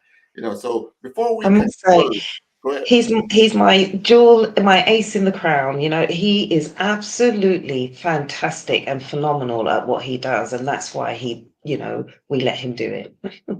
No, thank you. And just so everyone knows, there will be a second book that comes out after the first book. That'll be more non-fictional. It'll be more my own story, so you can see how I apply it within my own framework, my own story, being vulnerable in that respect. Like, no, this is because I understand, real life. Everyone has certain challenges. These are mine, and this is how I got through certain things, and that's what developed the Brave framework from the beginning. So the Brave Blandproof strategy will be coming out in the sequel that'll come out. You'll look for that probably in 2026 timeframe. But before we let you go, you got to let us know how to contact you. Oh, yes. For anyone who wishes to contact me, you can do via the website email address, and that's ink@reink.art. Excellent. Well, always. And before I let you go, people got to know, we are just concluding on a 6-part series called Her Health Unveiled: Global Voices. You can see it on my LinkedIn. You can go to 5-Star BDM and see all the current episodes. We just had 5. We're going to have one more live episode that's going to come up to kind of tie all this all together. But you did such a fantastic job on that series. If you really want to understand the viewpoint of women's health and the viewpoint of minority women, underrepresented women, Black and brown women, what it's like. And not only that, and for us, also with somebody in another country, what that is like, in the world of London, England, and what your true experiences have been. Fantastic series. I want to thank you again for doing that with me. Thank you. Oh, thanks for having me. Appreciate it. Thank you, Grant. Oh, yeah. Genius is coming, and I will see you on the other side. Excellent. I love always talking to her. I want you to understand that the Black Business Expo's mission is to raise funds for high school seniors going to college, K-12 entrepreneurs. This expo is a fundraiser for students. You may go to blackbusinessexpousa.com to donate to the scholarship fund, or you can use the Cash App that's right on the screen below. That is $BBXUSA. Our goal is to give laptops and up to $5,000 to 10 students. Students, you can register online at blackbusinessexpousa.com. Every dollar counts. So we want to remind you to donate to the scholarship fund. And we want to thank our Black Business Expo USA sponsors for July 2025. They include NC100, Moody Capital Partners, Suede Soul, 5-Star BDM, Lotus Roche Coaching and Training, Carolina, Virginia Minority Supplier Development Council, Step Management, Hello LLC, BHS and Associates, Margie McLean Foundation Incorporated, Genius is Common, Earth Essentials, Milani Shining Global, Executives Women's Success Institute, The Quality Coaching Company, Superwoman Business Services, Creative Force Studios, Lee Entertainment, Artistic App Design, Black Business Expo USA. Genius is Common, and I will see you on the other side.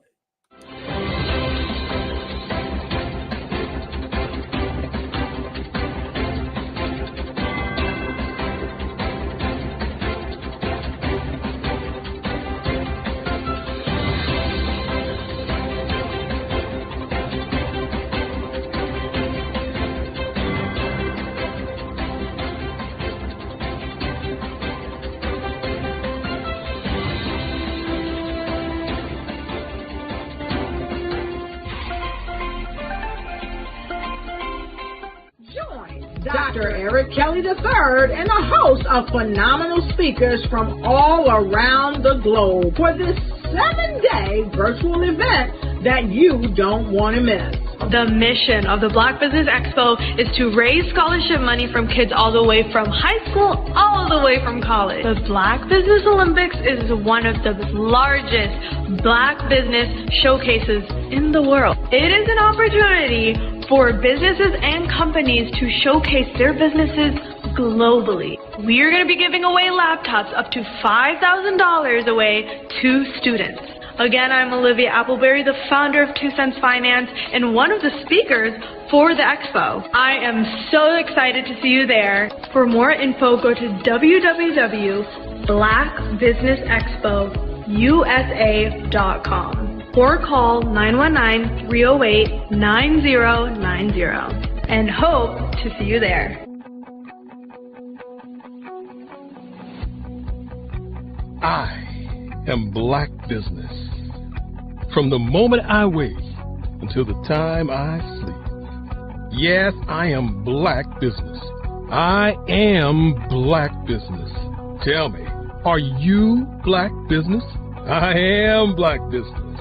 Do you support Black businesses? Listen, I support Black business because I am Black Business. Black Business Expo, one of the largest business showcases in the history of Black business in the world. The world! Sign up today at www.blackbusinessexpousa.com or call 919-308-9090. I am Black Business. I am Black Business. From the moment I wake until the time I sleep. I am Black business. I am Black business. Are you Black business? I am Black business. Do you support Black businesses? I support Black business because I am Black business. Black Business Expo, one of the largest business showcases in the history of Black America in North Carolina. Join Dr. Eric Kelly III and a host of phenomenal speakers from all around the globe for this 7-day virtual event that you don't want to miss.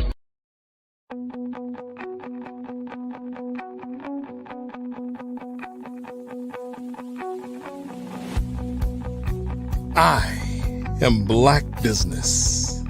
From the moment I wake until the time I sleep. Yes, I am Black business.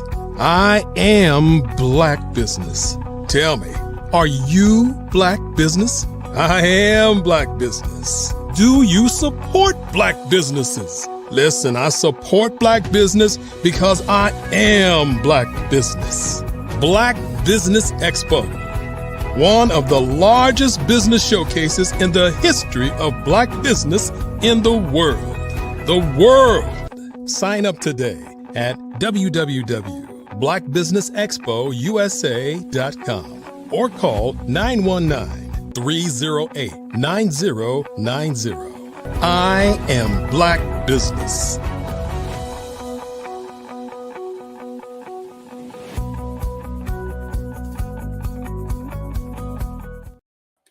Good day, business owners, entrepreneurs, thought leaders, and corporations. Welcome to the Black Business Network. My name is Grant McGaw, CEO of 5-Star BDM and host of the award-winning Follow Brand podcast and TV series. And I am your business moderator for this day on the Black Business Network. The Black Business Network is a 24-hour business network showcasing Black businesses, business owners, entrepreneurs, and thought leaders worldwide. We have speakers from North Carolina, London, Singapore, Africa, Japan, and cities all over the United States. The Black Business Network is a global community sharing its business knowledge to empower, inspire, and educate businesses about business. And I want to bring to the stage today, we're talking about Bernadette Albury. She's a powerhouse in healthcare leadership with over 2 decades of expertise in revenue cycle management, regulatory compliance, and operational excellence. As a strategic innovator, she has overseen projects exceeding $50 million, driving measurable results through data analysis, risk mitigation, and third-party vendor management. Bernadette currently serves as the CEO of, Gateway Healthcare Solutions, and she's written a new book, and she's coming out with this book to teach us all a little bit more about her expertise and how we can all get better at healthcare management and leadership. So I'd like to bring her to the stage. There she is. How are you doing, Miss Bernadette? Hi, good morning. How are you?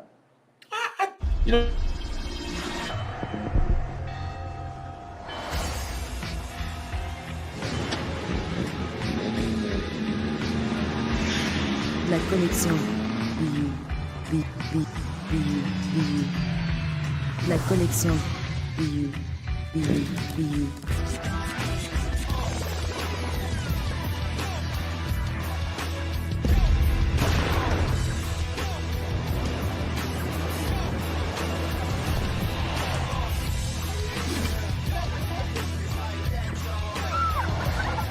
In a world obsessed with the cult of celebrity, I challenge you not to aspire to anyone else's greatness, but instead strive to reveal and ignite the greatness within you.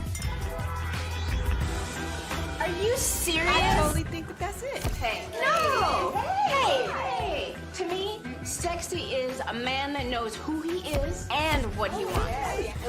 He's comfortable. You look at him, you see him, he's just comfortable being himself. And you're like, Baby, be you. Be you, baby. Just be you. All right, there she is.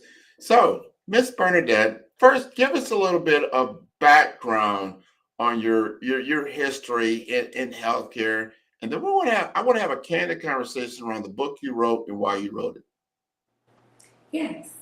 The reason why I wrote the strategic blueprint for healthcare practices, because I noticed a lot of healthcare providers struggle with their front office. A lot of them, they have the front office staff, but they were not knowledgeable about revenue cycle management, which is the collections, the verification process. They were not that savvy with appeals. So a lot of things that they needed. And when I was hired as a consultant, I noticed this was a dean need because not only one practice struggles with it, I've noticed tons of practice from the chiropractor sector to mental health to actual group.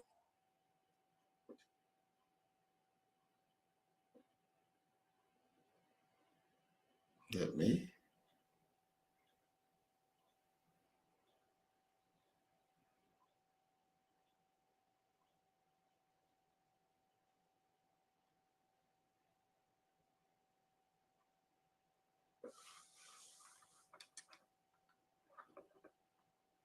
Okay, it looks like we're having a little bit of technical difficulty with Bernadette.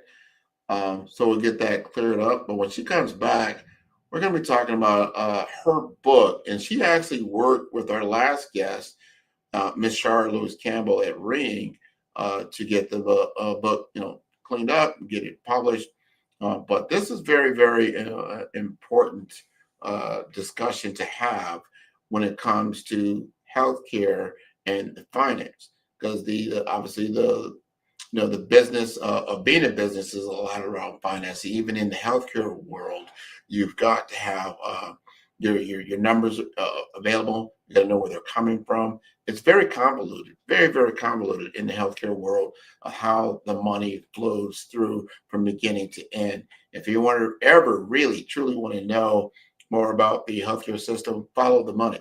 If you follow the money will definitely educate you on the good, the bad, and the challenges within the system, because you have so many different layers and players in it, and it's not just one entity. It's usually a collection of many different entities, many different systems, many different. So when it comes to revenue cycle management, and then how to clarify how to get your claims paid in a timely manner, which is a big thing because it's going to affect your cash flow. And when it affects your cash flow, it's going to affect the health of the business. It's going to affect the health of the provider network, especially. You think about it, because delivering healthcare is a thing about timing. And if you don't have the right timing, it's going to have a big impact on your business and able to meet your obligations. So with that said, Ms. Bernadette, you are back. Thank you for coming again. So talk to us more about your business and about your book. Yes, the Strategic Blueprint is a how-to guide for medical practices to help healthcare providers' offices, clinics, doctor's office, billing facilities learn the business of healthcare from the front office and administrator perspective. The book goes into detail, diving into hiring process, your AR process, appeals, credentialing. I give you the whole structure in one entity on how to do business as a medical healthcare professional or resident, for that fact. And I noticed in that sector, a lot of providers struggled with their front office. They really didn't have the knowledge of both settings. They may have the clinical knowledge, but they really didn't have a strong knowledge of revenue cycle management, which is really strong. And in part, even if you're outsourcing your AR, you still need to have someone there to oversee that outsourcing company to make sure and adhere to that they're doing the job that they're required. From when we managing with the hospital sector, I noticed a lot of gaps, even in collections from a hospital side. They would outsource to a company to do their age accounts, and that company lacked the knowledge. You had to train them on the process of an AR, but they were given that contract from the front end to do the servicing that they really didn't have the strong knowledge to do. And when your business for your AR to stay in the black and remove yourself from the red, you have to stay dated on information. You have to go to seminars. You have to stay dated in the healthcare field because healthcare is an evolving cycle. And that knowledge is important to streamline and optimize your servicing so you don't become in the red. And you can remain compliant, as I would say, and reimbursable. Because when you're reimbursable, that money flows phenomenally well, and it looks standpoint from the finance side as well as throughout the organization, because revenue cycle management is your standing pillar for the whole organization. If your revenue is not coming in properly, you're losing money and you're going to have to do layoffs. Or it can be a pillar of issues that occur because you're not getting in the right revenue. So that's why I wrote the book, so I can give that knowledge to the people that needs that, and then they would be able to focus more so, especially from the clinician side, more so on the patient and not have to worry about the overhead. And then their staff would have the true knowledge versus a training. A training is temporary, but that guide is forever. Because even if trends change, the process is always going to be how to gain that reimbursement. And that's the knowledge that I was given to them to make that book and their office successful. Now, as far as who the book is it for administrators? Is it for people that are working in the finance department of a healthcare facility, whether it's a hospital, a skilled nursing facility, assisted living facility, maybe all of the above? Or and on the other side of the ball, is it for the payer world, being the insurance companies? I mean, who do you think that the book is for? Maybe it's for both. I'm not sure, so I'm going to ask you that.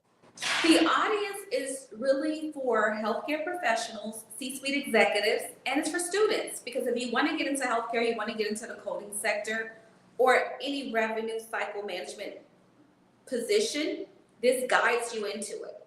Some people apply for jobs and they may have the bare minimum expertise, so the book guides you into credentialing. It guides you into accounts receivable. It guides you on the how-to for hiring, the administrative side, the best way to interview candidates. So it gives you that whole pillar to better your organization as a physician structure from a hospital standpoint, hospitals,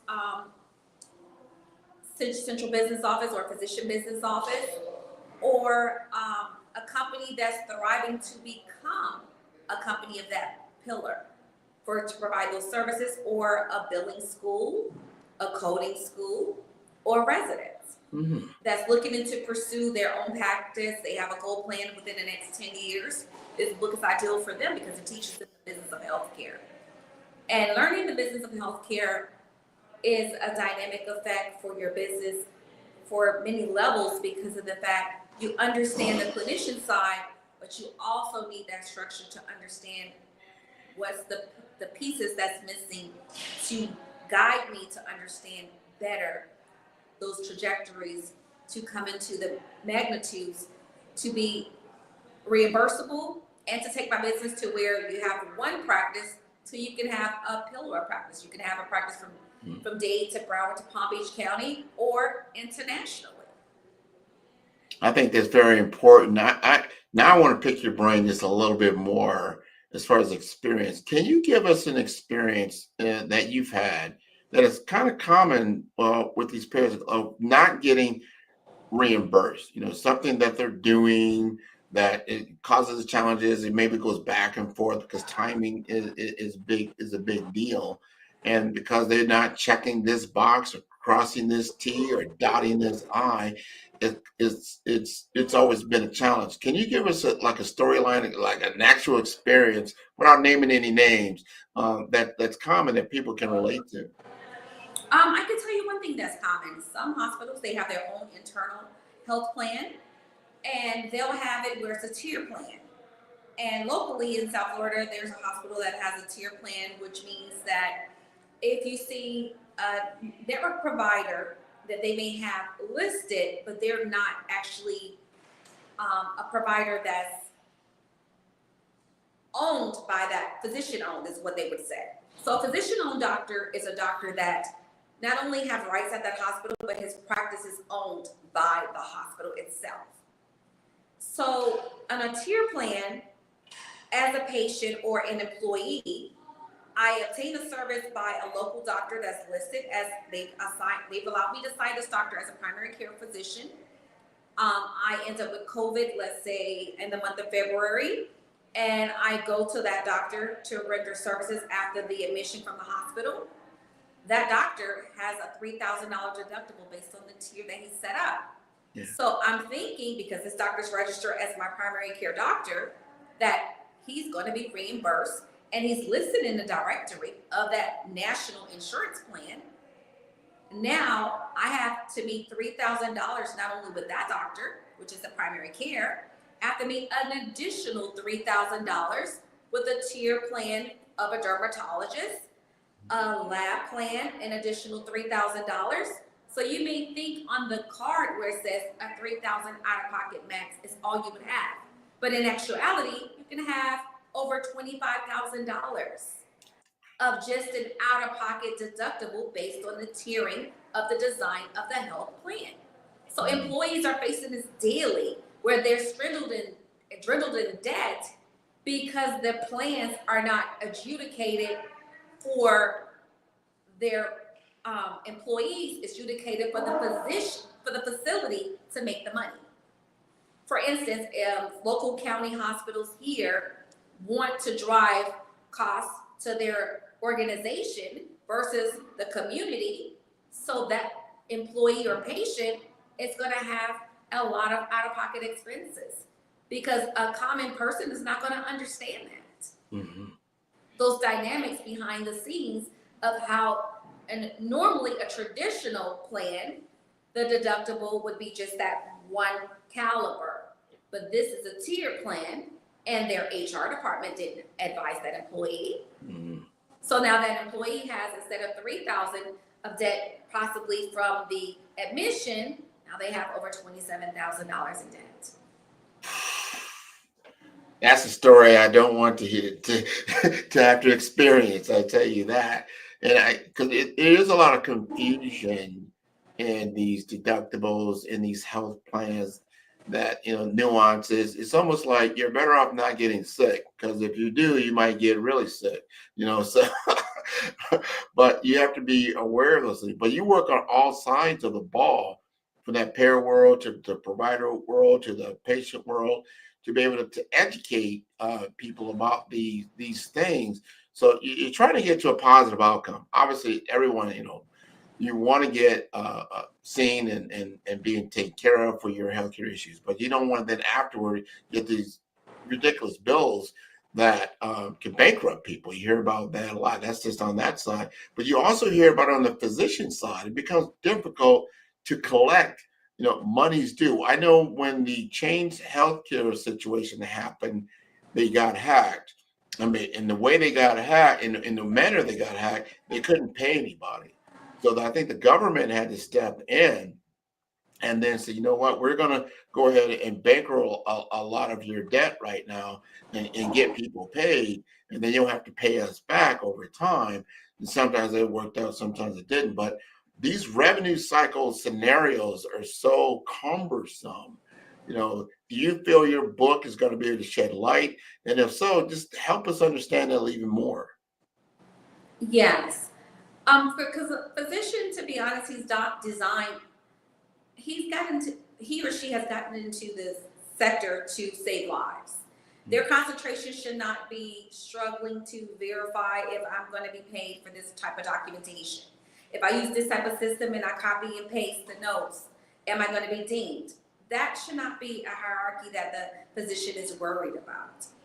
And so those constant trainings and conversations need to be had, because of the fact the requirements from the health plan are very stern. And it makes it difficult for the physician, especially when you have to spend adequate time for the patient. He doesn't understand the verbiage and the language requirements of that insurance company.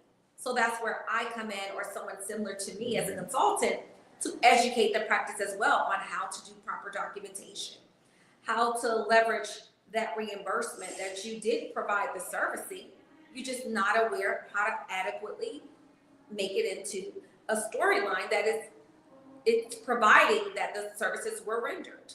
And that's what it's all about, showing the signs and symptoms that were adequately appropriate. And so you should be reimbursed. Let me ask you this, because now you've written the book, you've got it out there from your own lens. You're not, an author, like you're not producing books a lot. This is your first foray into producing a book. What did you learn through this whole process? I learned that even though something is difficult, you're still able to turn it around and make a betterment for the community. To alleviate that stress, educating that person the best possible way, even if you're using real life scenarios to bring that projection into perspective, it makes it easier no matter how many ways you have to dissect to explain it on the level for them to understand it, so they can grasp it and feel comfortable. And once you're comfortable, you're able to do your true niche and gift and flow, form, and soar, and you're able to provide more servicing for either the community, to do more outreach servicing. It makes life much easier when you're able to tap into that and help someone for the betterment of the community. I love that. Well, I'm glad you learned a lot. I know I've learned a lot through my experience. And people don't know is that Bernadette has been one of my clients for, I don't know, maybe the last 2-3 years. And we worked through her entire brand process. It's been a joy working with her. I mean, if you go to her, we just rebranded her website. You got to go to her website at gatewayhealthcaresolutions.com and see the storyline, as you said earlier, the storyline about what she does, who she serves, and who will benefit from her services as she has gotten to more consultants, she's gotten to more training. And I really like that you did that, because you don't know what you don't know. And when you can learn that from someone else who's been down the road and then can help you to untangle some of these things that are, I think maybe somebody intentionally knotted together to help people to get through it. I want, if you don't mind, would you please just tell the audience what has been your experience working with me at Five Star BDM? 5-Star BDM is an amazing experience to have. To be honest, you don't even have to have much knowledge of your vision. All you have to do is have a vision, and Grant put the pieces together and make it as an ensemble that you wouldn't even imagine. His presentation of just giving you the services that he provides makes you in awe. And it's the best experience I've ever had. And I'm constantly looking for new opportunities and conversations to have with Grant. And it's such a warm and welcoming company that you love to have with so much knowledge as Grant McGuire has. And I want to say thank you for all of that you've done for me and my brand. Well, no, it's good working with good people. She's going to be doing a lot more. She's going on the speaker circuit, right? So we were able to develop some banners, for her to come out. So she's ready with her poster. She's ready with her book. She's ready. I mean, she has done the hard work. She invested in herself. How do I take what I have and then make it visible? My job is to make it visible and make it visually appealing, make it aesthetic, tell the story at a high level, and allow her to do what she does so well, right? I remember the first time we did a commercial shoot. Remember that? We actually made your commercial on site. It was beautiful, very, very nice. But we had to use teleprompters. We had film crew. We had to do some retakes. We had an office for coming in and out. This is her first time, doing this type of thing. Do you remember doing that? How did you feel about doing that? Very nervous initially, but the outcome was amazing. It really was. And you still use it to this day. And how that it still tells the right story. And because you did that, other people have now come to me like, I want what you did for Bernadette. Like, I saw what you did for Bernadette.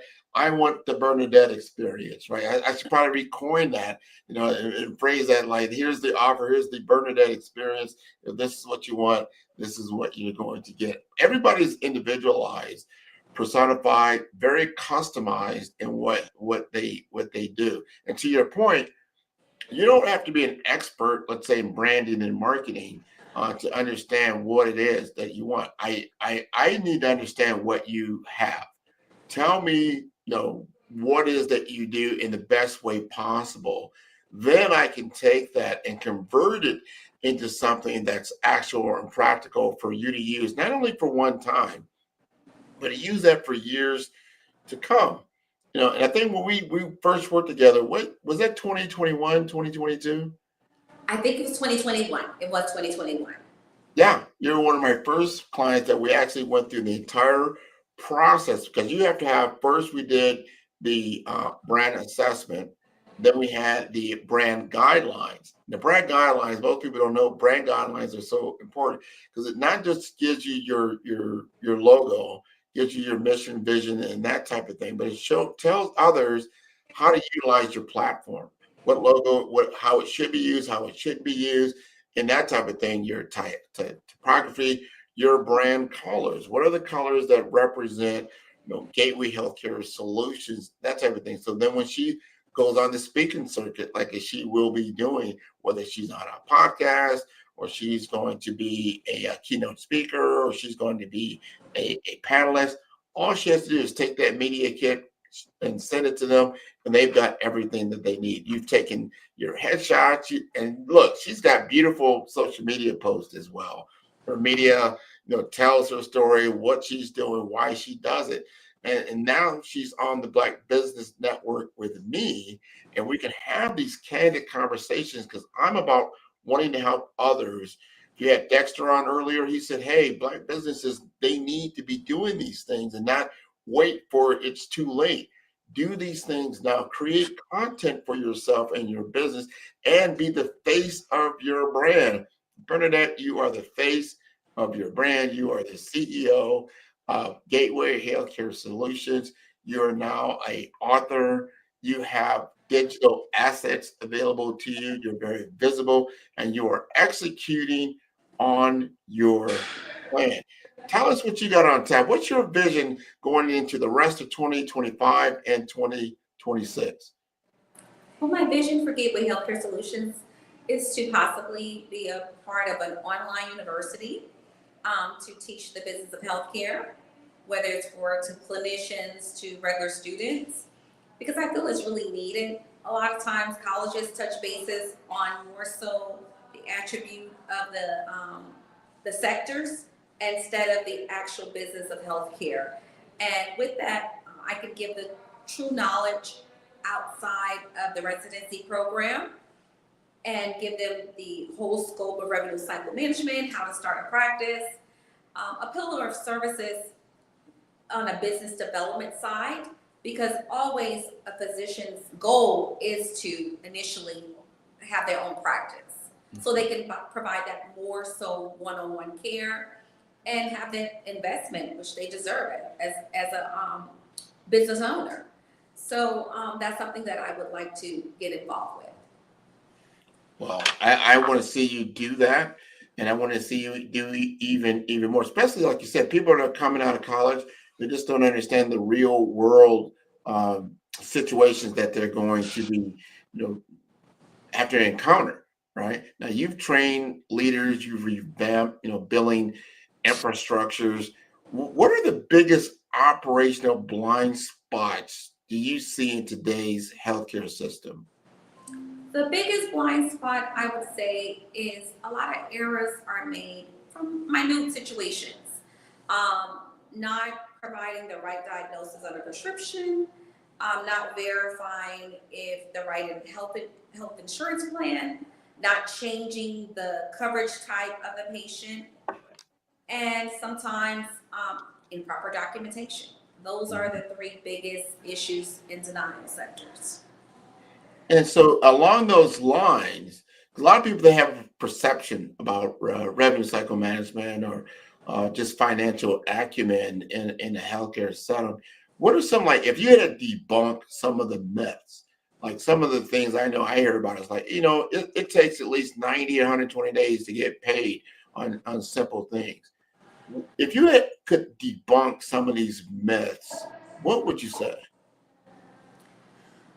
In the aspect of an insurance company, because I've been on both sides, when I worked at a hospital that had their own internal health plan, on that side point, from the payer side, to be honest, it could take up to 90 to 120 days. The reason why is the medical director needs to dissect and make sure that was appropriately documented. There's a scope of criteria that we go through, and in that criteria, if we use a system called, I forgot the name of the system. It's a quality system, a utilization and management system that interqual. We do an interqual report. It tells you if the signs and symptoms were met. It tells you if the patient had an MRI. Was it really medically appropriate based on the documentation and the diagnosis code that was received? Based on the implementation and impressions that was done on that MRI.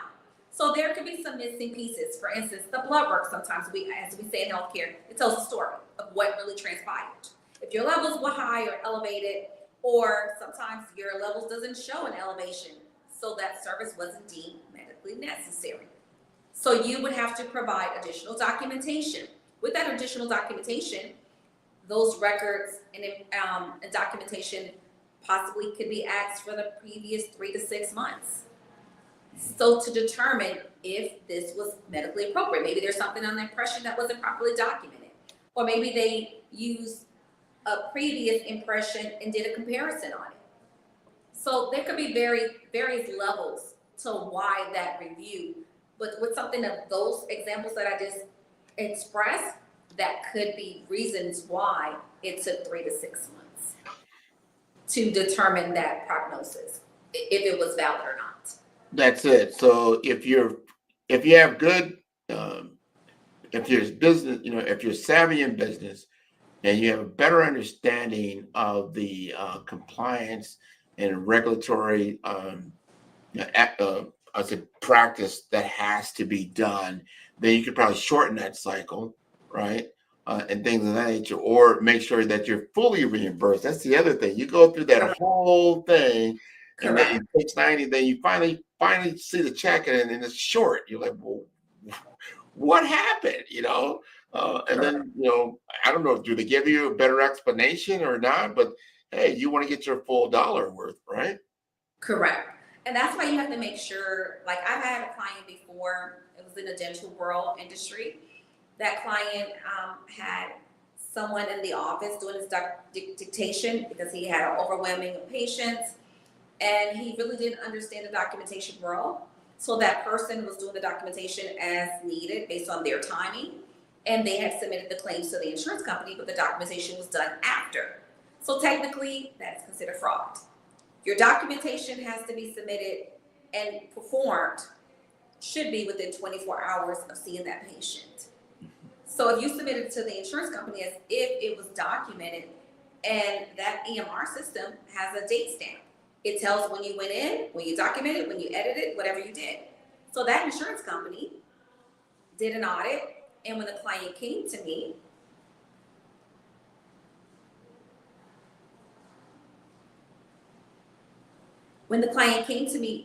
I had to advise the client, unfortunately, even though they came back 3 years later, they're entitled to take back the money because it is shown that it's medically appropriate because the documentation was done after the fact.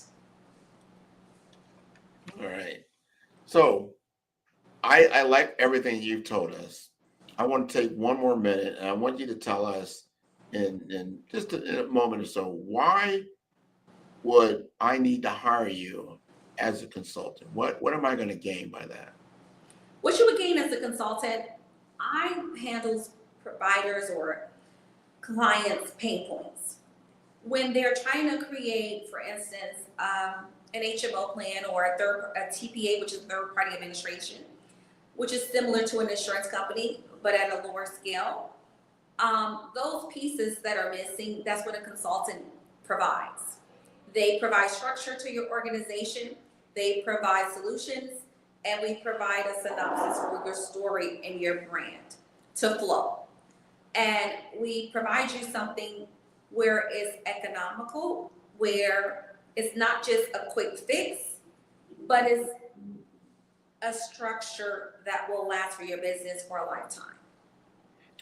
And that guide is something you can use on a constant basis. And that's what I provide. I provide structure and I provide solutions to transform your business to the next level. I love that. I like that. So when they engage with you, they have obviously the ability to buy your book and get educated that way. You're going to be providing trainings, what it sounds like. You have training workshops that they can engage with you to bring their skill set. I always like the transference of skill, right? You don't want to just give people information. You want to give them a skill set, and you allow that to happen to give them a skill set, and then you're showcasing the way you view things in a way that you can make someone else successful in their endeavors along the lines of what you do. I think that's very, very, very impactful. So let me ask you, is your book available now? Can we buy it now, or is it going to be released later? Yes, my book is on 2 platforms. One of the platforms is Stan Store, and the second platform is Ingram Spark. Ingram Spark is more in the instructional side. They deal mainly with colleges, universities, and regular bookstores. And the reason why I chose Ingram Spark, so if I decided to do a more instructional style book, I can have all those pillars of structures on one platform. All right, so there's I didn't even know that. So you distribute your book on different platforms because they have different services that they provide, or different focus areas, I would say. Yes. Right. So you're saying your book is available in universities and colleges? Yes, they have access to purchase the book. Wow, right. And is that specifically for those that are enrolled, like let's say in healthcare or operational or finance courses? They would be able to find it faster based on the search engine. And Ingram Spark is a platform that is international, and it's the go-to place if you decide to get your book into like a Barnes and Nobles in the future. They deal more with more of an instructional side for colleges, universities,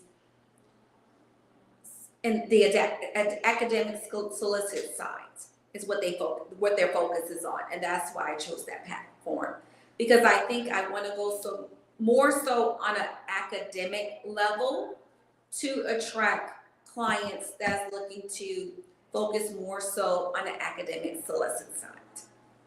Well, I think what you're doing is wonderful, because you're sharing your knowledge, you're sharing your legacy, and you're giving a leg up. Because I know there's people that are going to walk in your footsteps and what you've been doing for a number of different times. And I like the depth and breadth of your experience, that you worked at hospital systems and that you worked with in the payer world, so you understand on the other side of the ball kind of what they're looking for. So when you get that holistic view of things, I think that's one. And also the patient view, because I've been that patient. I've sat there, I've gotten the great care, I'm sitting home, thank God that I'm doing better. And then I'm starting to get these bills. And it won't be one, it'll be one, another one, and be like, wow, I thought I just paid that. I thought I had a deductible that handled that. Like, yeah, that deductible handled that, but it didn't handle this. And you started all over again. I don't think a lot of people truly understand that. And I think it's very important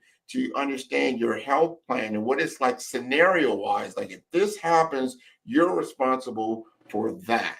I think that's wonderful. So before we let you go, tell us again how to contact you. My email is info@Gateway Healthcare Solutions, and my website is www.gatewayhealthcaresolutions.com.